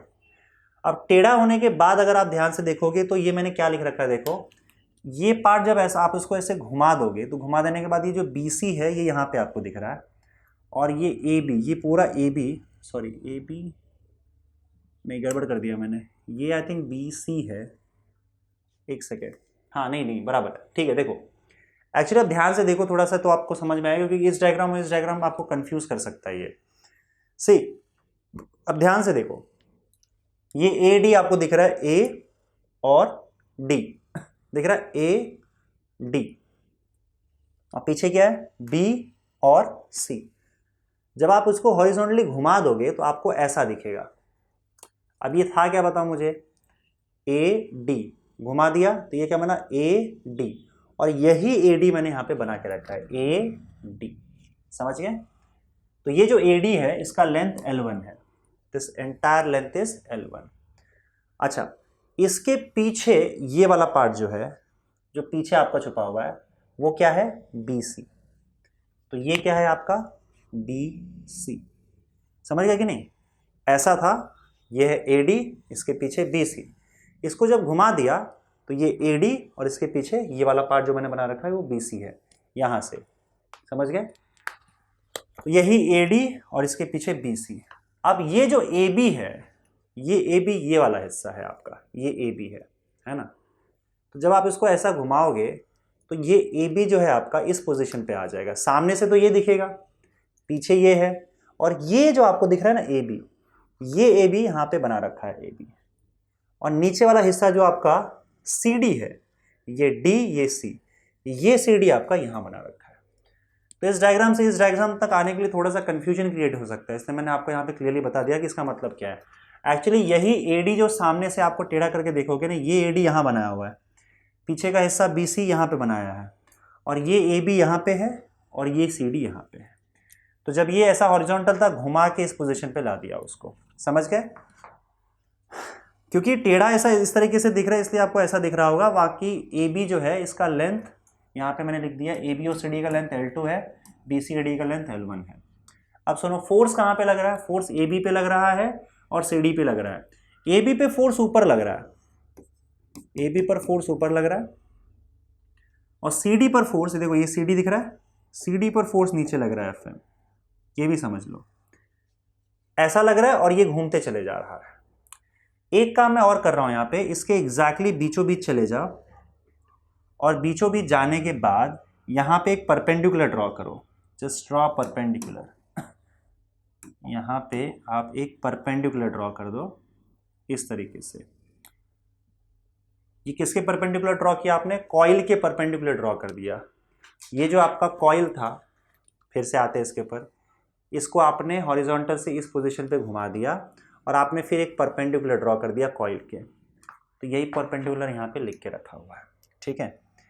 ये परपेंडिकुलर, अब मैग्नेटिक फील्ड में इसके थ्रू एक लाइन इसके थ्रू पास करके दिखाता हूँ। शिट, एक लाइन जो है हम इसके थ्रू पास कर देते हैं मैग्नेटिक फील्ड का, ठीक है। ये आपका एक लाइन यहाँ पास हो जाएगा। तो ये जो परपेंडिकुलर आपने ड्रॉ किया है, परपेंडिकुलर और मैग्नेटिक फील्ड, परपेंडिकुलर याद रखना, परपेंडिकुलर को हम नॉर्मल भी बोलते हैं। नॉर्मल और मैग्नेटिक फील्ड के बीच में जो ये एंगल बन रहा है, दिस एंगल इज थीटा। तो यहाँ पे कौन सा एंगल थीटा है वो भी क्लियर रखना, समझे। ये एंगल आपका थीटा है। नाउ सी, अब यहाँ पे हम लोग को ढूंढना क्या था बताओ, टॉर्क ढूंढना था, कितना टॉर्क लगा है इसके ऊपर। तो टॉर्क निकालने का तरीका क्या है, तो वो चीज़ मैं आपको यहाँ पे भी बता देता हूँ कि टॉर्क का फॉर्मूला क्या होता है। तो टॉर्क जब हम लोग कैलकुलेट करते हैं, टॉर्क, तो उसका फॉर्मूला क्या होता है, देखो एक फॉर्मूला मैं आपको बताता हूँ, और यही फॉर्मूला आपको यूज़ करना है। हम लोगों ने रोटेशन डायनेमिक्स पे पढ़ रखा है, लेकिन आप ये फॉर्मूला एक देखो, RF sin थीटा आपने फॉर्मूला पढ़ा होगा, RF sin थीटा। तो चलो एक काम करते हैं, हम लोग यही वाला फॉर्मूला यूज़ करते हैं। यहाँ पे थीटा जो है उसको आपको थोड़ा देखना पड़ेगा, तो हम एक काम करते हैं, एक तरीका और है टॉर्क कैलकुलेट करने का। फोर्स, ध्यान से देखना, फोर्स मल्टीप्लाइड बाय एस। अब ये एस क्या है, एस इज परपेंडिकुलर डिस्टेंस, ध्यान से देखना, perpendicular distance from the axis of rotation, from the axis of rotation, ये एक टॉर्क का फॉर्मूला है, F इंटू एस, जहां पे एस डिस्टेंस है, कौन सा डिस्टेंस है, perpendicular distance from the axis of rotation. तो ये टॉर्क वाला फॉर्मूला हम लोग यहाँ पे यूज करेंगे। अब यहाँ पे दो फोर्सेस है तो दो टॉर्क होगा, और आपका जो एक्सिस ऑफ रोटेशन है वो क्या होगा, देखो आपने इसको टेढ़ा किया था, फिलहाल आपका आप जब इस पोजीशन पे था ये, तो ये एक्सिस यहाँ से जा रहा था, है ना, तो जब आपने इसको ऐसे टेढ़ा कर दिया तो बीचों बीच यहीं से एक्सिस जाएगा, ये वाला एक्सिस कॉइल के बीचों बीच जा रहा है। अब कॉइल का बीचों बीच हिस्सा क्या है, ये है, ये आपका एक्सिस ऑफ रोटेशन है यहाँ पे। तो मैं यहाँ पे लाइन ड्रॉ कर देता हूँ, this is O and O is your axis of rotation, axis of rotation. फिलहाल यहाँ पे एक्सिस ऑफ रोटेशन क्या है, O है। बच्चों मैं आराम से समझा रहा हूँ ताकि एक एक चीज करके आप डाइजेस्ट कर पाओ और समझ पाओ। अब आपको निकालना है टॉर्क। टॉर्क का फॉर्मूला मैंने क्या बताया था, force multiplied by perpendicular distance from the axis of rotation. इसमें एक चीज आपको और ध्यान में रखना है कि टॉर्क भी एक वेक्टर क्वांटिटी है, तो आपको डायरेक्शंस के बारे में क्लियर रखना होगा कि अगर मान लो दो टॉर्क सेम डायरेक्शन में हो तो आप डायरेक्टली ऐड कर दो, ऑपोजिट डायरेक्शन में टॉर्क लग रहा है तो आपको माइनस करना पड़ेगा। तो पहले ये चेक कर लो कि आपको सेम डायरेक्शन में टॉर्क मिल रहा है कि नहीं मिल रहा है। इसके लिए आपको क्या करना होगा, आप इस पॉइंट O पर जाओ और इसको जैसे इमेजिन करो, पॉइंट O को हल्का सा पकड़ के, कि अगर मेरे पास एक रॉड है ऐसे, और ये मैं इस पॉइंट O को पकड़ लूँ यहाँ पे हल्का सा, और अगर मैं ये फोर्स ऐसे मारता हूँ तो ये रॉड किस डायरेक्शन में घूमेगा। तो आप क्लियरली देख सकते हो कि अगर मैं फोर्स को ऐसे लगा रहा हूँ तो रॉड जो है वो क्लॉकवाइज घूम रहा है, समझ में आ रहा है। तो ये फोर्स क्लॉकवाइज घुमा रहा है इस कॉइल को। अगर मैं यहाँ पे इस पॉइंट D पर फोर्स लगाऊं तो D पर लगाने पर भी मैं देखता हूं कि मेरा रॉड क्लॉकवाइज ही घूम रहा है। तो इसका मतलब ये जो टॉर्क है, ये फोर्स वाला टॉर्क, ये भी इस कॉइल को क्लॉकवाइज ही घुमा रहा है। क्योंकि दोनों उसको क्लॉकवाइज घुमा रहा है तो हमको दोनों टॉर्क को डायरेक्टली ऐड कर देना है, क्योंकि दोनों टॉर्क सेम डायरेक्शन में एक्ट कर रहे हैं। तो अगर मैं टोटल टॉर्क की बात करूं, total torque tau, that will be equal to tau 1 plus tau 2।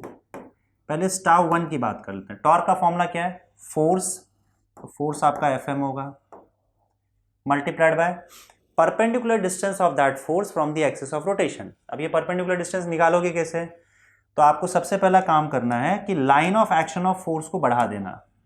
Line of action of force का मतलब ये जो आपको फोर्स दिख रहा है ना, उस फोर्स की लाइन को पूरी तरह से एक्सटेंड कर दो जहां तक एक्सटेंड हो रहा है, ठीक है।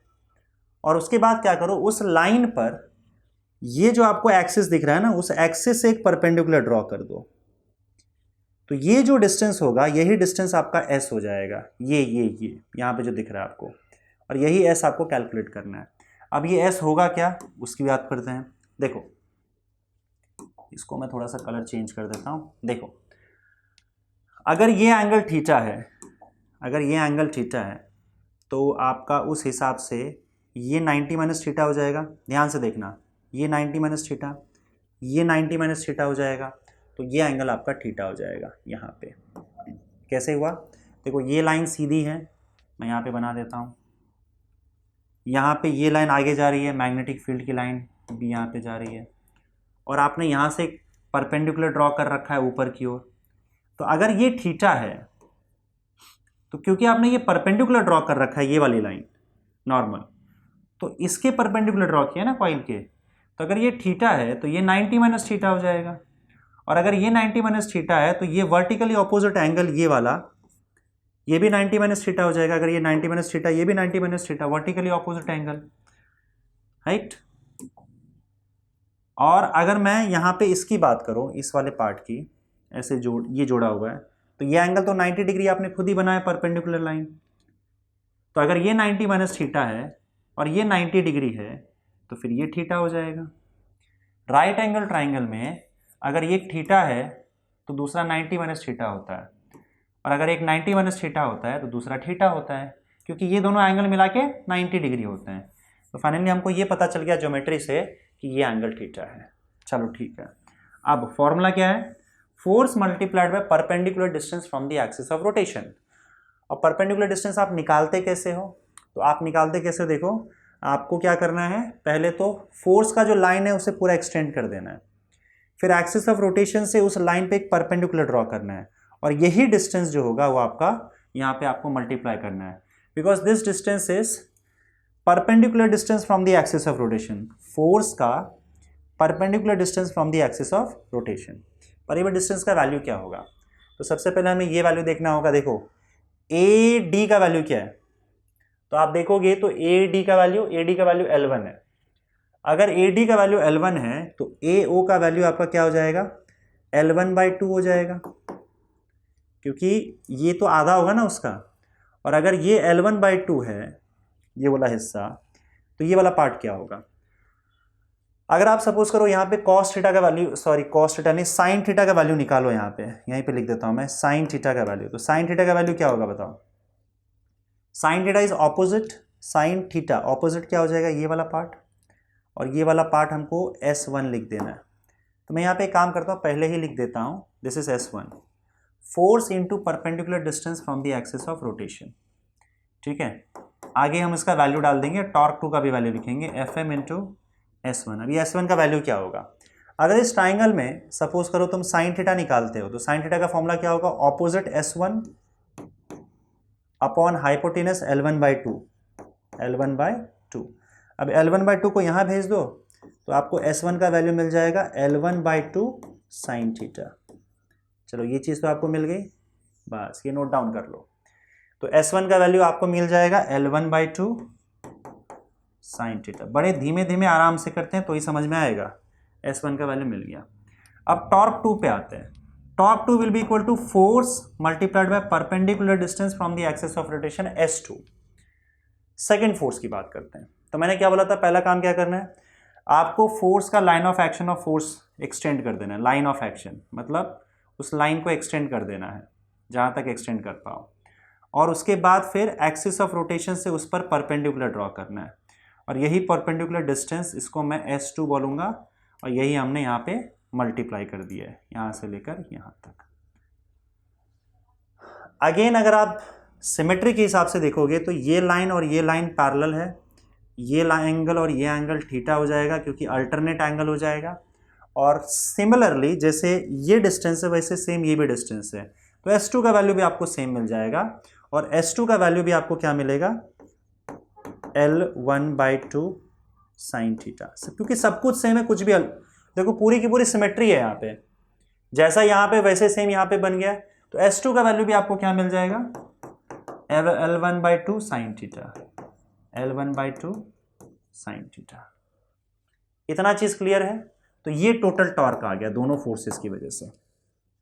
ठीक है, आगे बढ़े। Fm यहाँ पे 2 टाइम्स Fm आ जाएगा ना। टॉर्क इज इक्वल टू, दोनों को ऐड कर दोगे तो क्या होगा? 2 times Fm L1/2 sine theta, Fm L1/2 sine theta plus Fm L1/2 sign theta, तो 2 times Fm L1/2 sign theta हो जाएगा। और यहाँ से 2 और 2 कैंसिल हो जाएगा, और टॉर्क का वैल्यू हो जाएगा magnetic force Fm L1 sine theta. इसको इक्वेशन 1 लिख दो, दिस इज इक्वेशन 1। अब हम लोग क्या करते हैं, हम लोग Fm का वैल्यू निकालते हैं। तो हम लोग ने पहले ही देखा था कि फोर्स इज इक्वल टू क्या होता है, सॉरी फोर्स, मैग्नेटिक फोर्स का फॉर्मूला क्या होता है? ILB sign theta. अब एक एक करके देखते हैं कि ये फोर्स का वैल्यू क्या होगा। I मतलब जिस डायरेक्शन में करंट जा रहा है, जिस करंट पे फोर्स लग रहा है जिस करंट पे फोर्स लग रहा है उस करंट का वैल्यू है I। L मतलब कंडक्टर का लेंथ, B मैग्नेटिक फील्ड, और करंट और मैग्नेटिक फील्ड के बीच में जो एंगल बनता है वो एंगल थीटा है यहाँ पे। तो पहली बात तो ये फोर्स लग किस पे रहा है? फोर्स AB पे लग रहा है और फोर्स CD पे लग रहा है। देखो यहाँ पे फोर्स AB पे लग रहा है और फोर्स CD पे लग रहा है, और यही दोनों फोर्सेस का टॉर्क हमने निकाला। इसका मतलब ये जो लेंथ यहाँ पे आपको दिख रहा है फोर्स वाले इक्वेशन में, वो AB और CD का लेंथ है। तो मुझे बताओ AB और CD का लेंथ क्या है? तो यहाँ पे देखो AB और CD का लेंथ L2 ले रखा है हम लोगों ने। This AB this CD is equal to L2। तो यहाँ पे L की जगह पे आपका L2 आ जाएगा, IL2। मैग्नेटिक फील्ड भी तो रहेगा। अब करंट और मैग्नेटिक फील्ड के बीच का एंगल भी देखना है आपको। तो मुझे एक बात बताओ, करंट और मैग्नेटिक फील्ड के बीच का कितना एंगल है? ध्यान से देखना, करंट और मैग्नेटिक फील्ड का बीच का एंगल लेना रहता है जब हम फोर्स की बात करते हैं। तो अब आप देखोगे ध्यान से तो यहाँ पे ए बी और सी डी कैसा था याद करो, ऐसे बाहर निकल रहा था, दिस इज बी ए, यहाँ से करंट ऐसे बाहर निकल रहा है और यहाँ पे करंट अंदर की ओर जा रहा है और मैग्नेटिक फील्ड सामने है, तो करंट ऐसे आ रहा है, इस वाले पार्ट पे फोर्स लग रहा है ना, तो देखो एक कंडक्टर ऐसे बाहर आ रहा है, मतलब कंडक्टर के अंदर करंट ऐसे बाहर आ रहा है, ऐसे थोड़ा सा ये टेढ़ा है, डायग्राम बनाया हुआ इसलिए कंफ्यूजन क्रिएट हो सकता है, पर इमेजिन करो कि ये कॉइल आपका एक्चुअली क्या था, हॉरिजॉन्टल था और ऐसे मैग्नेटिक फील्ड भेजा था हम लोगों ने, तो करंट ऐसे आ रहा है और यहाँ पे करंट अंदर की ओर जा रहा है। इवन अगर मैं इसको थोड़ा टेढ़ा भी कर दूं, इस पोजीशन पे भी ले आओ, तो भी करंट यहाँ से अंदर आ रहा है, बाहर आ रहा है और यहाँ से अंदर जा रहा है, और इस केस में भी करंट के परपेंडिकुलर मैग्नेटिक फील्ड यहाँ पे है और यहाँ पे भी देखोगे तो करंट अंदर की ओर घुस रहा है और मैग्नेटिक फील्ड उसके परपेंडिकुलर है, मतलब करंट और मैग्नेटिक फील्ड के बीच में एंगल 90 डिग्री हो गया, दोनों परपेंडिकुलर है। तो मैं सीधा यहाँ पे साइन 90 डिग्री लिख देता हूँ। थीटा यहाँ पे मत लिखना क्योंकि थीटा में कंफ्यूजन क्रिएट हो सकता है, कोई मच्छर बैठेगा कहीं पे, सीधा आप साइन 90 डिग्री लिखो, ठीक है। हमको पता है साइन 90 डिग्री 1 होता है, तो F M is equal to क्या हो जाएगा, IL2B, ये आपका फोर्स का वैल्यू आ गया। इसको उठा के इक्वेशन 1 में डाल दो, पुट इन इक्वेशन 1, तो आपको टॉर्क का फॉर्मूला क्या आ जाएगा बताओ, टॉर्क का फॉर्मूला आ जाएगा आपका IL2B, ये तो हो गया फोर्स, और उसके अलावा L1 साइन थीटा है, L1 साइन थीटा, तो आपका टॉर्क क्या बन गया बताओ, IL1L2B साइन थीटा। ध्यान रहे कि ये वाला जो थीटा है वो अलग है, ये वाला थीटा हम लोगों ने ये वाला मान के रखा है। कॉइल के परपेंडिकुलर एक लाइन ड्रॉ करो, उस परपेंडिकुलर और मैग्नेटिक फील्ड के बीच में कितना एंगल बन रहा है वो आपका यहाँ पे थीटा है। यहाँ पे तो हम टेम्परेरी बेसिस पे थीटा मान के चले थे और ये अलग था, इसको 90 डिग्री करके हटा दिया। मेन थीटा हमारा यहाँ पे जो हमने इसको माना था ये वाला थीटा है। अब मुझे एक बात बताओ कि L1 L2, ये चलो टॉर्क का फॉर्मूला तो आ गया यहाँ पे, L1 L2 का वैल्यू क्या है, L1 L2 क्या है, L1 इंटू L2, अगर आप देखोगे तो L1 L2 क्या है यहाँ पे, L1 मतलब BC AD का लेंथ, मतलब ये BC हो गया L1, और AD मतलब ये हो गया L1, ये L1 ये L1, और L2 क्या है, AB है, AB है, तो ये L2 है ये L1 है, L1 इंटू L2 क्या होगा, L1 इंटू L2 जो है वो इस रेक्टेंगुलर कॉइल का एरिया हो जाएगा। तो यहाँ पे मैं इसको A लिख देता हूँ, which is area of the coil, area of the coil, या एरिया ऑफ द लूप लिख दो, यहाँ पे क्या लिखा हुआ है, करंट लूप लिखा है ना, तो एरिया ऑफ द लूप लिख दो। तो टॉर्क का फॉर्मूला क्या हो जाएगा, torque is equal to IAB sine theta, आगे बढ़ते हैं, torque is equal to IAB sine theta, समझ गए। तो ये आपका फॉर्मूला आ गया। अब इसमें भी एक और चीज़ है, अगर सपोज करो मैं यहाँ पे n नंबर ऑफ टर्न्स कर दूँ, इसका n number of turns of the coil, coil मतलब वही लूप, मतलब क्या है कि आपके पास कॉइल ऐसा था, राइट, अगर एक टर्न है इस कॉइल में, मतलब एक टर्न का मैंने ऐसे कॉइल बना दिया, समझे, तो उस पर जो टॉर्क लग रहा है, टॉर्क कितना लग रहा है, IAB साइन थीटा लग रहा है। अगर सपोज करो मैंने इसका एक और टर्न घुमा दिया तो एक और करंट आ जाएगा, एक और करंट की वजह से एक और यहाँ पे टॉर्क आ जाएगा और टॉर्क यहाँ पे डबल हो जाएगा, 2 टर्न्स है तो डबल हो जाएगा, 3 टर्न्स है तो 3 टाइम्स हो जाएगा। अब टोटल यहाँ पे n टर्न्स है तो आपका टॉर्क n टाइम्स बढ़ जाएगा, तो फिर n टर्न्स के लिए टॉर्क का फॉर्मूला क्या हो जाएगा, NIAB साइन थीटा, और ये आपका टॉर्क का फॉर्मूला आ गया NIAB साइन थीटा, समझे। तो अगर एक करंट कैरिंग कॉइल है आपके पास और वो मैग्नेटिक फील्ड में रखा हुआ है तो उस पर इतना टॉर्क जनरेट होता है, और ये टॉर्क देखो किन चीज़ों पे डिपेंड करता है कि कितना नंबर ऑफ टर्न्स है आपका, करंट कितना ज़्यादा फ्लो हो रहा है, सब पर डायरेक्टली प्रोपोर्शनल है, जितना ज़्यादा टर्न उतना ज़्यादा टॉर्क, जितना ज़्यादा करंट उतना ज़्यादा टॉर्क, जितना बड़ा एरिया होगा आपके कॉइल का उतना ज़्यादा टॉर्क लगेगा, जितनी ज़्यादा मैग्नेटिक फील्ड होगी उतना ज़्यादा टॉर्क लगेगा, और यहाँ पे थीटा पे भी डिपेंड करता है टॉर्क, थीटा का जैसा वैल्यू होगा उस हिसाब से आपका टॉर्क का वैल्यू यहाँ पे आ जाएगा, समझ में आ रहा है। तो ये टॉर्क का आपका फॉर्मूला हो गया। चलो यहाँ पर आपका डेरिवेशन होता है ख़त्म, और उसी में अब हम आगे दूसरे टॉपिक की बात करेंगे जिसको बोला जाता है मैग्नेटिक डाइपोल मोमेंट। मैग्नेटिक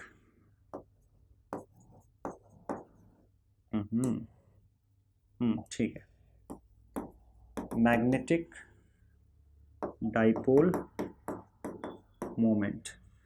अब आई एम नॉट श्योर कि आपके टेक्स्ट बुक में इसको किससे डिनोट किया है, कई बार उन्होंने एम से डिनोट किया है, कई बार इसको म्यू से डिनोट करते हैं, पर फिलहाल मैं इसको म्यू से डिनोट करता हूँ। ठीक है, मैग्नेटिक डाइपोल मोमेंट को म्यू से डिनोट करता हूँ। और इसको डिफाइन कैसे किया जाता है? Magnetic dipole moment is defined as mu is equal to N I A, and it is a vector quantity. ये वेक्टर फॉर्म में है, इसका वेक्टर फॉर्म। ठीक है, और अगर स्केलर फॉर्म होगा तो क्या हो जाएगा? Mu is equal to N into I into A. मतलब अगर आपके पास कोई कॉइल है, चाहे ऐसा हो चाहे रेक्टेंगुलर कॉइल हो, और अगर उसके अंदर करंट फ्लो हो रहा है कुछ इस तरीके से, अगर उसके अंदर करंट फ्लो हो रहा है इस कॉइल में, तो उस कॉइल के लिए हम लोग डिफाइन करते हैं magnetic dipole moment, that is, और उस फॉर्मूला क्या है मैग्नेटिक डाइपोल मोमेंट का? एन इंटू आई इंटू ए। समझे? क्योंकि देखो अगर मान लो आपके पास कॉइल है तो कॉइल के अंदर मैग्नेटिक फील्ड होगा, कॉइल के अंदर अगर करंट होगा तो वो करंट मैग्नेटिक फील्ड जनरेट करेगा। ये हम पहले ही देख चुके हैं कि कॉइल हमेशा एक मैग्नेटिक फील्ड जनरेट करता है। नहीं, पहले देखे नहीं है, सॉरी, ये हम आगे पढ़ने वाला है। तो अगर मान लो आपके पास एक कॉइल है, कॉइल के अंदर करंट है, तो करंट क्या प्रोड्यूस करता है? मैग्नेटिक फील्ड, और ये मैग्नेटिक फील्ड प्रोड्यूस करता है और इसके अंदर मैग्नेटिक डाइपोल मोमेंट आ जाता है। तो वो जो मैग्नेटिक डाइपोल मोमेंट है उसको हम डिफाइन कैसे करते हैं? एन इंटू आई इंटू ए, कि आपका कॉइल में कितने नंबर ऑफ टर्न्स हैं? एन, करंट कितना है? आई, और इस कॉइल का एरिया क्या है? इन तीनों को मल्टीप्लाई करोगे तो आपको मैग्नेटिक डाइपोल मोमेंट मिल जाएगा। समझ गए? इसका डिटेल और हम देखेंगे आगे कि इसके अंदर मैग्नेटिज्म कैसे आता है, मैग्नेटिक फील्ड कैसे आता है, उसका वैल्यू क्या होता है, वो बातें हम अगले पार्ट में करेंगे। अभी फिलहाल समझ लो कि कोई कॉइल है, उसमें करंट है, हमको भी पता है कि करंट मैग्नेटिक फील्ड प्रोड्यूस करता है, तो उस मैग्नेटिक फील्ड से लिंक्ड आपका ये टॉपिक है, that is magnetic dipole moment. समझे? और ये डिफाइन कैसे करते हैं? N into I into A, number of turns, current और लूप का जो एरिया है, चाहे ये हो चाहे ये हो, लूप का एरिया मल्टीप्लाई कर दो तो मैग्नेटिक डाइपोल मोमेंट मिल जाएगा आपको। अच्छा, क्योंकि मैग्नेटिक डाइपोल मोमेंट एक वेक्टर क्वांटिटी है तो इसका डायरेक्शन भी होगा। डायरेक्शन आप देख सकते हो कि इसको एरिया वेक्टर के डायरेक्शन में दिया जाता है। अब एरिया वेक्टर कैसे दिया जाता है? एरिया वेक्टर आप हमेशा एरिया के परपेंडिकुलर बनाते हो। मान लो आपका कॉइल ऐसे रखा हुआ है इस तरीके से, उसमें करंट ऐसे फ्लो हो रहा है, तो आप यहाँ पे राइट हैंड थंब रूल का यूज़ करोगे। देखो मोस्ट ऑफ द केसेस में जहाँ कहीं भी हम मैग्नेटिज्म या इलेक्ट्रिसिटी की बात करते हैं तो आपका राइट हैंड थंब रूल ही चलता है। हर जगह आप राइट हैंड थंब रूल से डायरेक्शन का पता लगा सकते हो।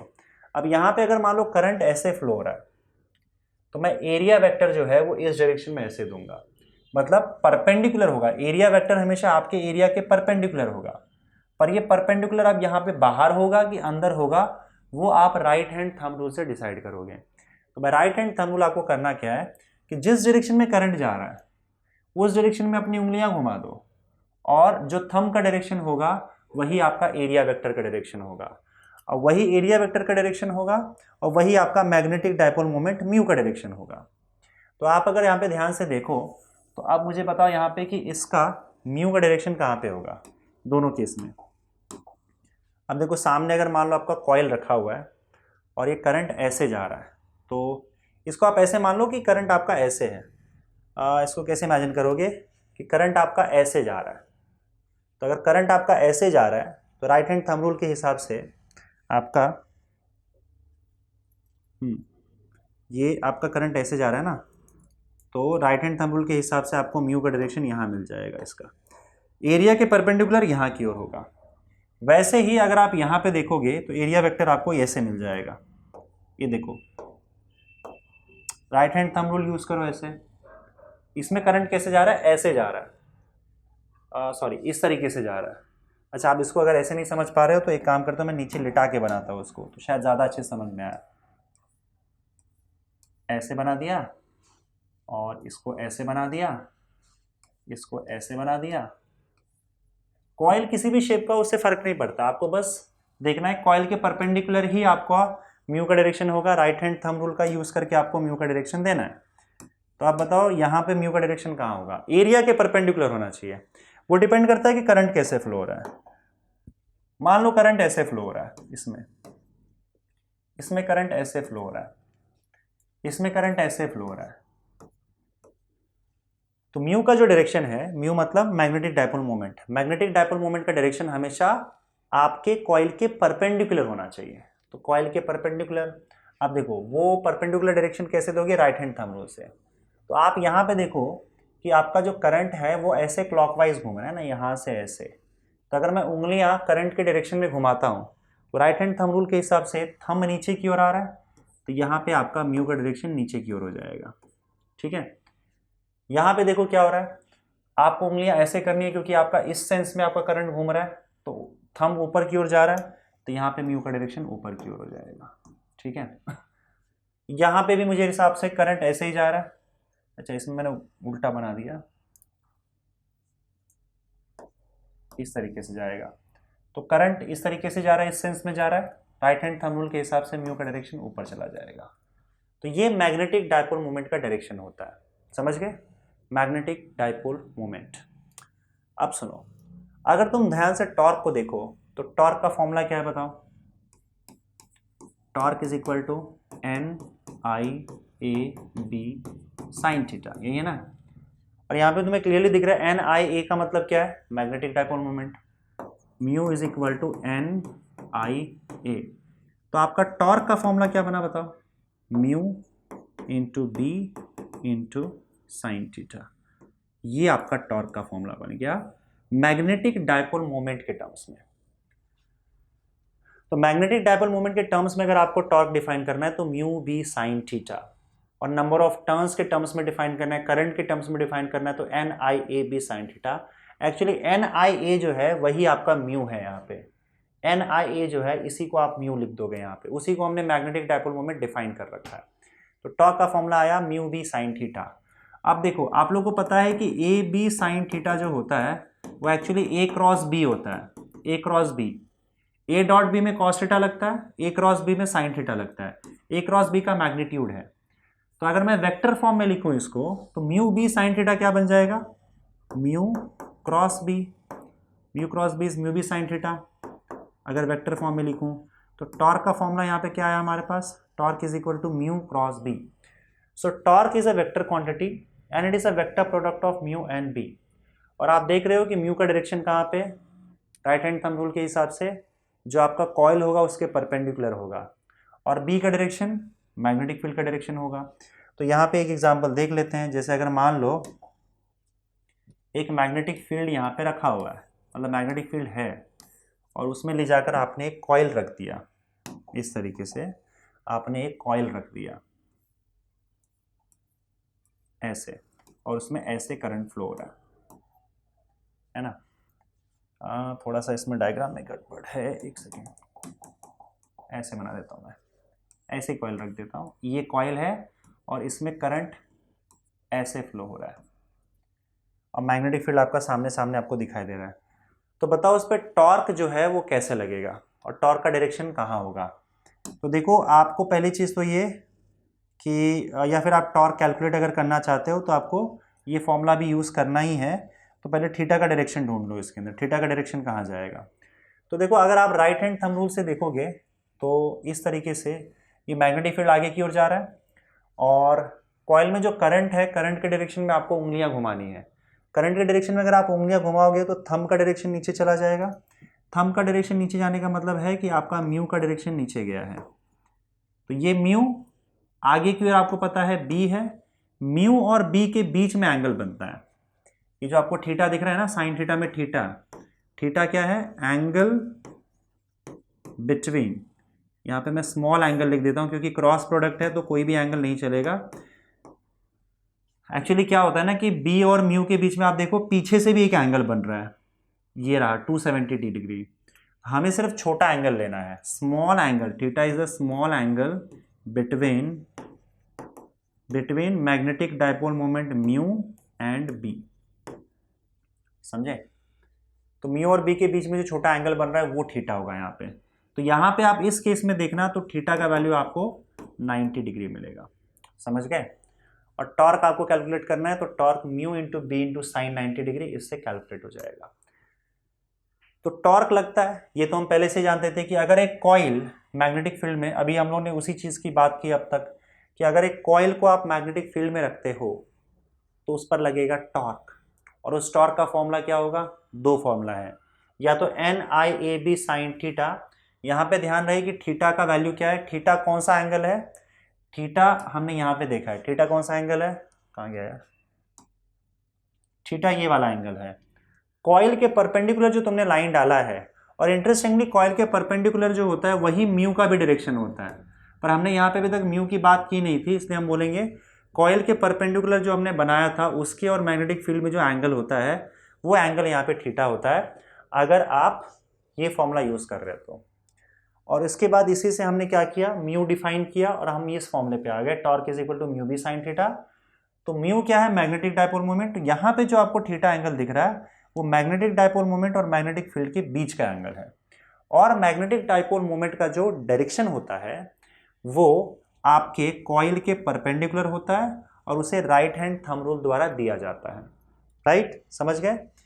तो ये कॉइल पर लग रहा टॉर्क है, या तो ये फॉर्मूला या तो ये फॉर्मूला, आपको टॉर्क का वैल्यू मिल गया। और टॉर्क का यहाँ पे डिस्कशन बच्चों होता है यहाँ पे कंप्लीट। इसमें एक चीज थोड़ा सा और डिस्कस कर लेते हैं, that is magnetic potential energy. Magnetic, जैसे इलेक्ट्रिक पोटेंशियल एनर्जी होता है, इलेक्ट्रिक पोटेंशियल हम इलेक्ट्रोस्टैटिक्स में पढ़ेंगे, उस पर हमने चर्चा नहीं की। यहाँ पे मैग्नेटिक पोटेंशियल एनर्जी की बात कर लेते हैं, ठीक है। मैग्नेटिक पोटेंशियल एनर्जी को हम रिप्रेजेंट कर रहे हैं U से, ठीक है। और इसका फॉर्मूला क्या होता है, this potential magnetic potential energy is equal to mu dot B. अब देखो ये म्यू डॉट बी कैसे आया, इसका डेरिवेशन है, ये डेरिवेशन हम लोग अगले चैप्टर मैग्नेटिक मटेरियल्स में करने वाले हैं। तो यहाँ पे फिलहाल वो डेरिवेशन नहीं कर रहा हूँ मैं, क्योंकि दो बार फिर हो जाएगा, दो बार सेम चीज़ को करने का लॉजिक नहीं है, अननेसेसरली आपका वीडियो का टाइम एक्सटेंड हो जाएगा। तो यहाँ पे सिर्फ आप यहाँ पे देख लो कि मैग्नेटिक पोटेंशियल एनर्जी का जो फॉर्मूला है, क्योंकि आपके बुक में भी सिर्फ फॉर्मूला दे के रखा हुआ है, म्यू डॉट बी होता है। और डॉट प्रोडक्ट का मतलब आपको पता है, डॉट प्रोडक्ट में आपका कॉस थीटा आता है। तो आप यहाँ ऐसे समझ लो कि ये एक्चुअली मैग्नेटिक पोटेंशियल एनर्जी आता कैसे है। तो मान लो आपका सपोज करो यहाँ पे है एक मैग्नेटिक फील्ड, और इस मैग्नेटिक फील्ड में आपका कॉइल है। आपको पता है कॉइल पे लगता है टॉर्क, और टॉर्क की वजह से, जैसे मान लो ये कॉइल है आपका, इस कॉइल पे लगेगा टॉर्क, और टॉर्क की वजह से ये आपका कॉइल घूमने लग जाएगा इस तरीके से। आपको पता है हमने देखा था फोर्स लग रहा था, इधर यहाँ पे लगता है, इधर ऊपर लगता है, और ये टॉर्क ऐसे घूमने लग जाता है, समझे।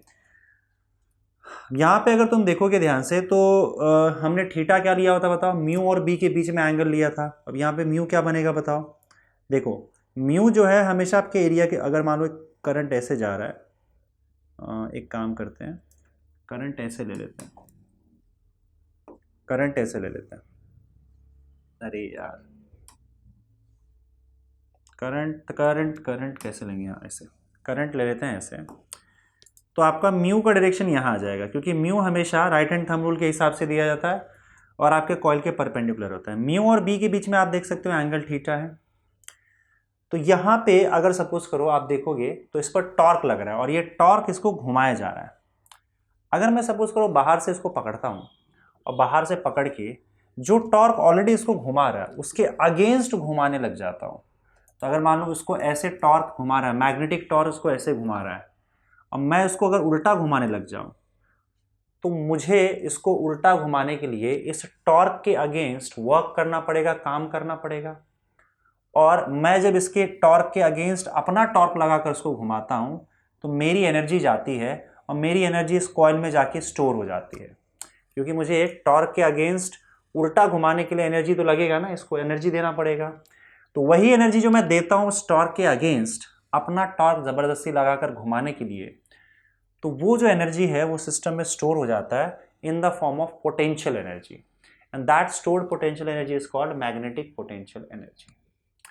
अगर सपोज करो हम यहाँ पे, अच्छा इसमें एक और चीज़, इनिशियल एंगल जो है, इनिशियल एंगल वो हमको 90 डिग्री रखना पड़ता है। Initial angle has to be 90 degree, मतलब इसको हमेशा घुमाना कहाँ से है, 90 डिग्री से। इन शॉर्ट अगर आपका मैग्नेटिक फील्ड कुछ ऐसा है, मैग्नेटिक फील्ड कुछ ऐसा है, तो आपका स्टार्टिंग में कॉइल कैसा होना चाहिए, ऐसा होना चाहिए, ठीक है। और सॉरी थीटा का वैल्यू 90 डिग्री होना चाहिए ना, तो आपका कॉइल कुछ ऐसे होना चाहिए, ऐसे।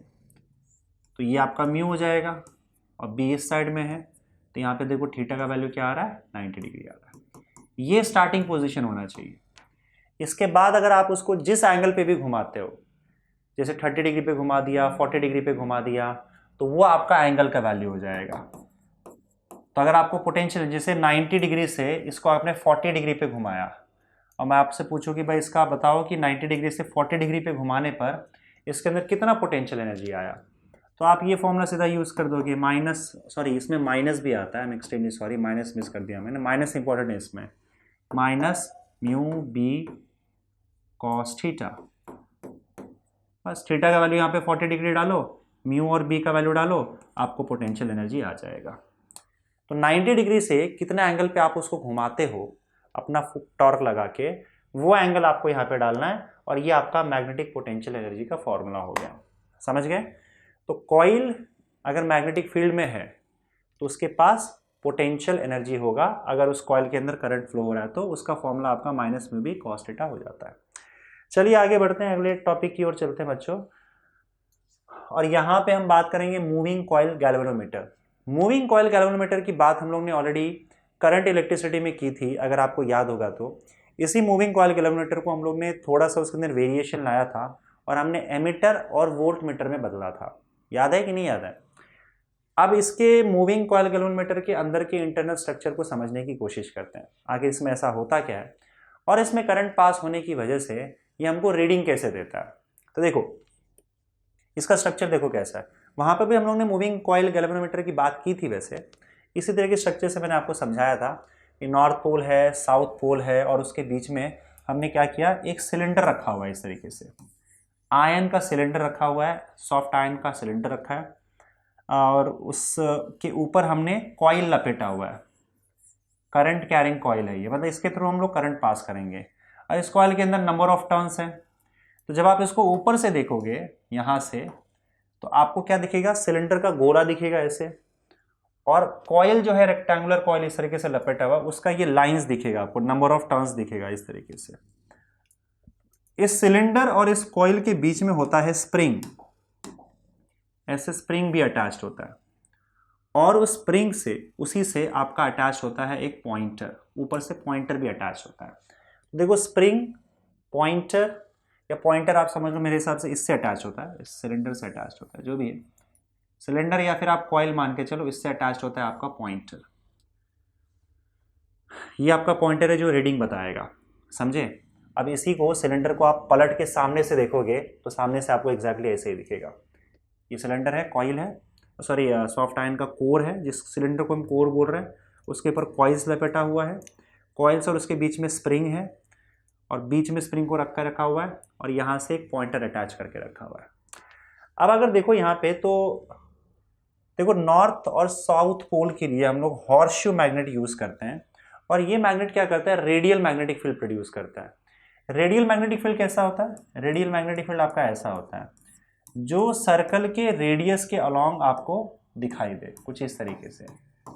इस तरीके का रेडियल मैग्नेटिक फील्ड हम लोग किसी तरीके से तो प्रोड्यूस कर लेते हैं, इस तरह का मैग्नेट का पोजीशन रख के। देखो मैग्नेट का पोजीशन ऐसे रखा हुआ है कि मैग्नेटिक लाइन्स ऑफ फोर्स आपको ऐसे दिखेंगे, यहाँ से निकलते हुए और यहाँ से जाते हुए।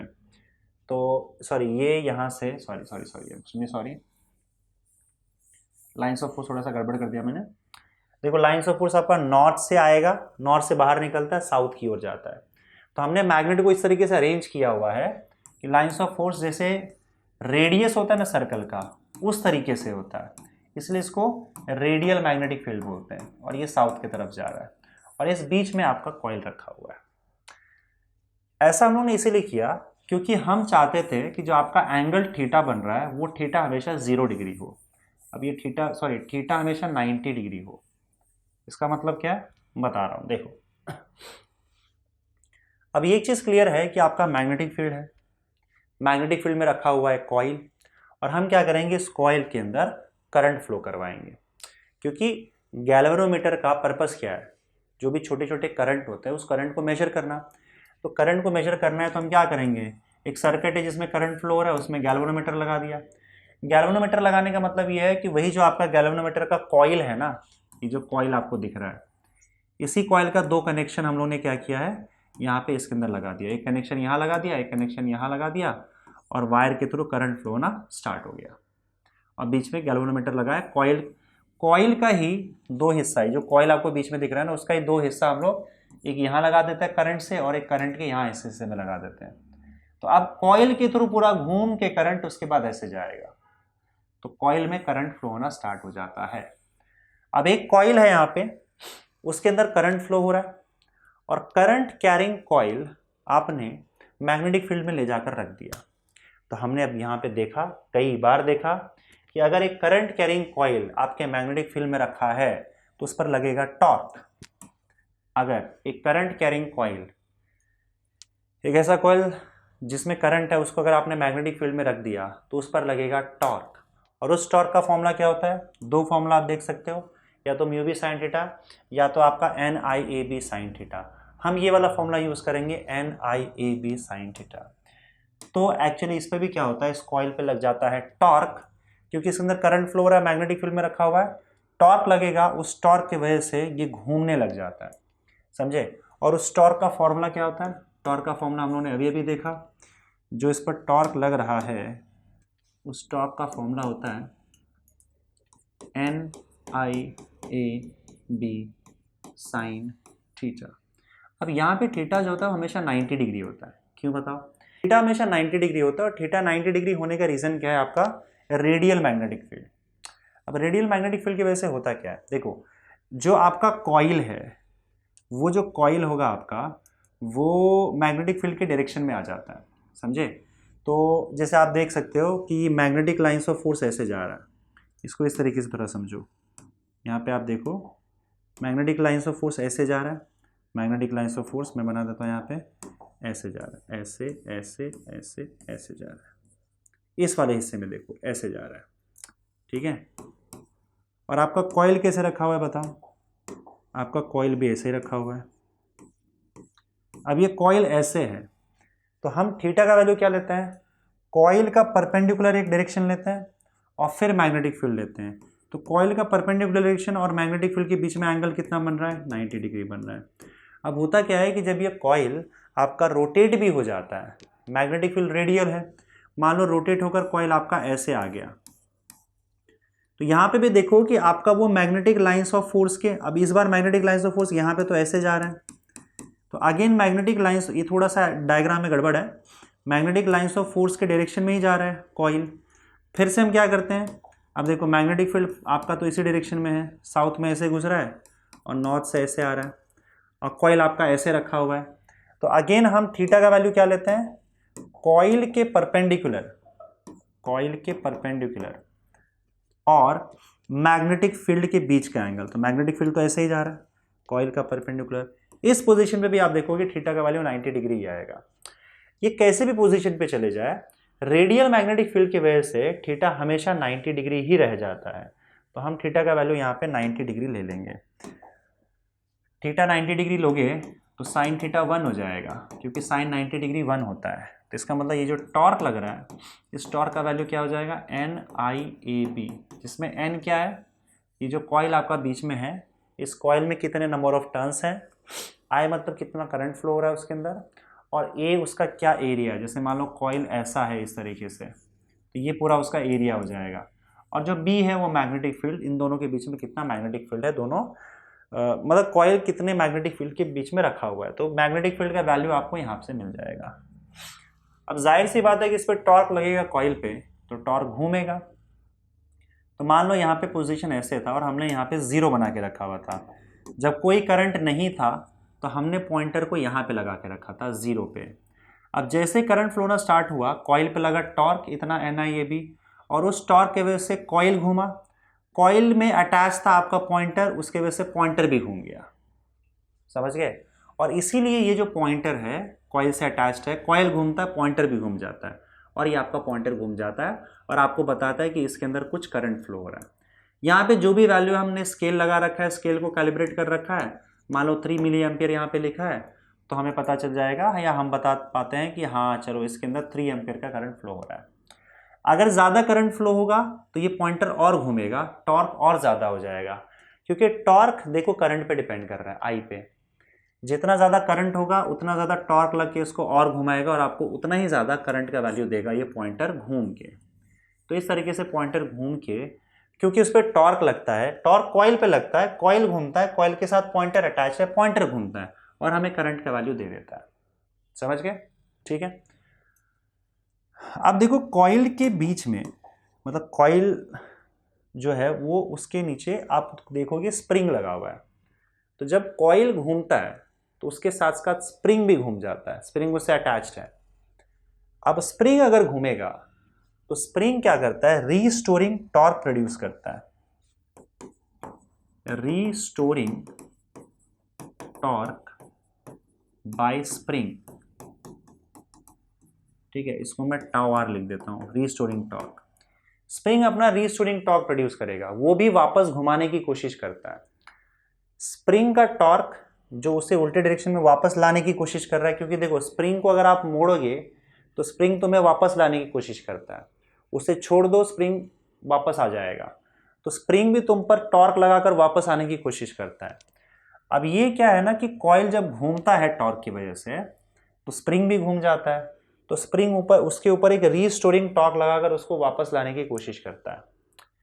ये टॉर्क जो स्प्रिंग लगाता है, जिसको रीस्टोरिंग टॉर्क बोल रहा है, उसका फॉर्मूला होता है K इंटू फाई।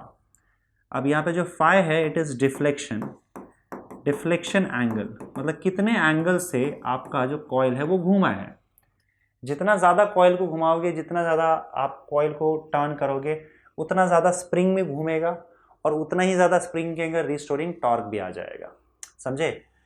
और K क्या है, यहाँ पे K को बोला जाता है torsional constant of spring, torsional constant of spring. तो ये टॉर्शनल कांस्टेंट हो गया।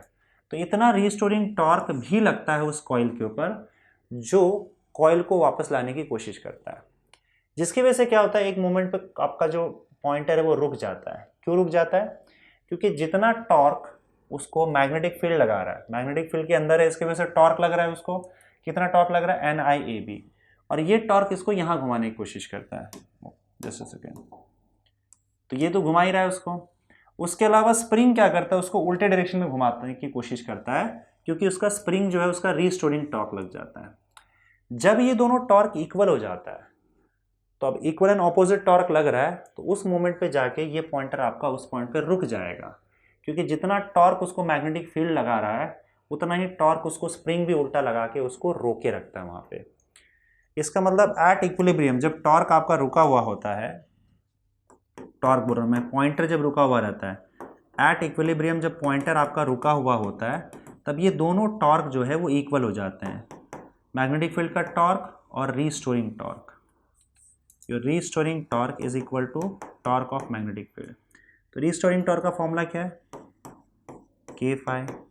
और वो टॉर्क का फॉर्मूला क्या है? N into I into A into B. तो यहाँ पे आपको फाई का वैल्यू मिल जाएगा, phi is equal to NIAB upon K। ये डिफ्लेक्शन का आपका वैल्यू आ गया। अब यहाँ साफ साफ देख सकते हो फाई इज, यहाँ पे आई दिख रहा है, बाकी सब कुछ कांस्टेंट है, directly proportional to I. Deflection is directly proportional to current, या फिर current is directly proportional to deflection. तो जितना deflection is directly proportional to current, angle proportional to current, ये बोलो बेटर होगा।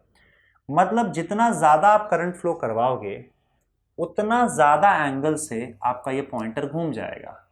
तो ज़्यादा करंट फ्लो हो रहा है तो ज़्यादा एंगल से घूमेगा, कम करंट फ्लो हो रहा है तो कम एंगल से घूमेगा, और उस हिसाब से आपको यहाँ पे करंट का वैल्यू ये बता देगा। इस तरीके से आपका मूविंग कॉइल गैल्वेनोमीटर वर्क करता है। समझ गए?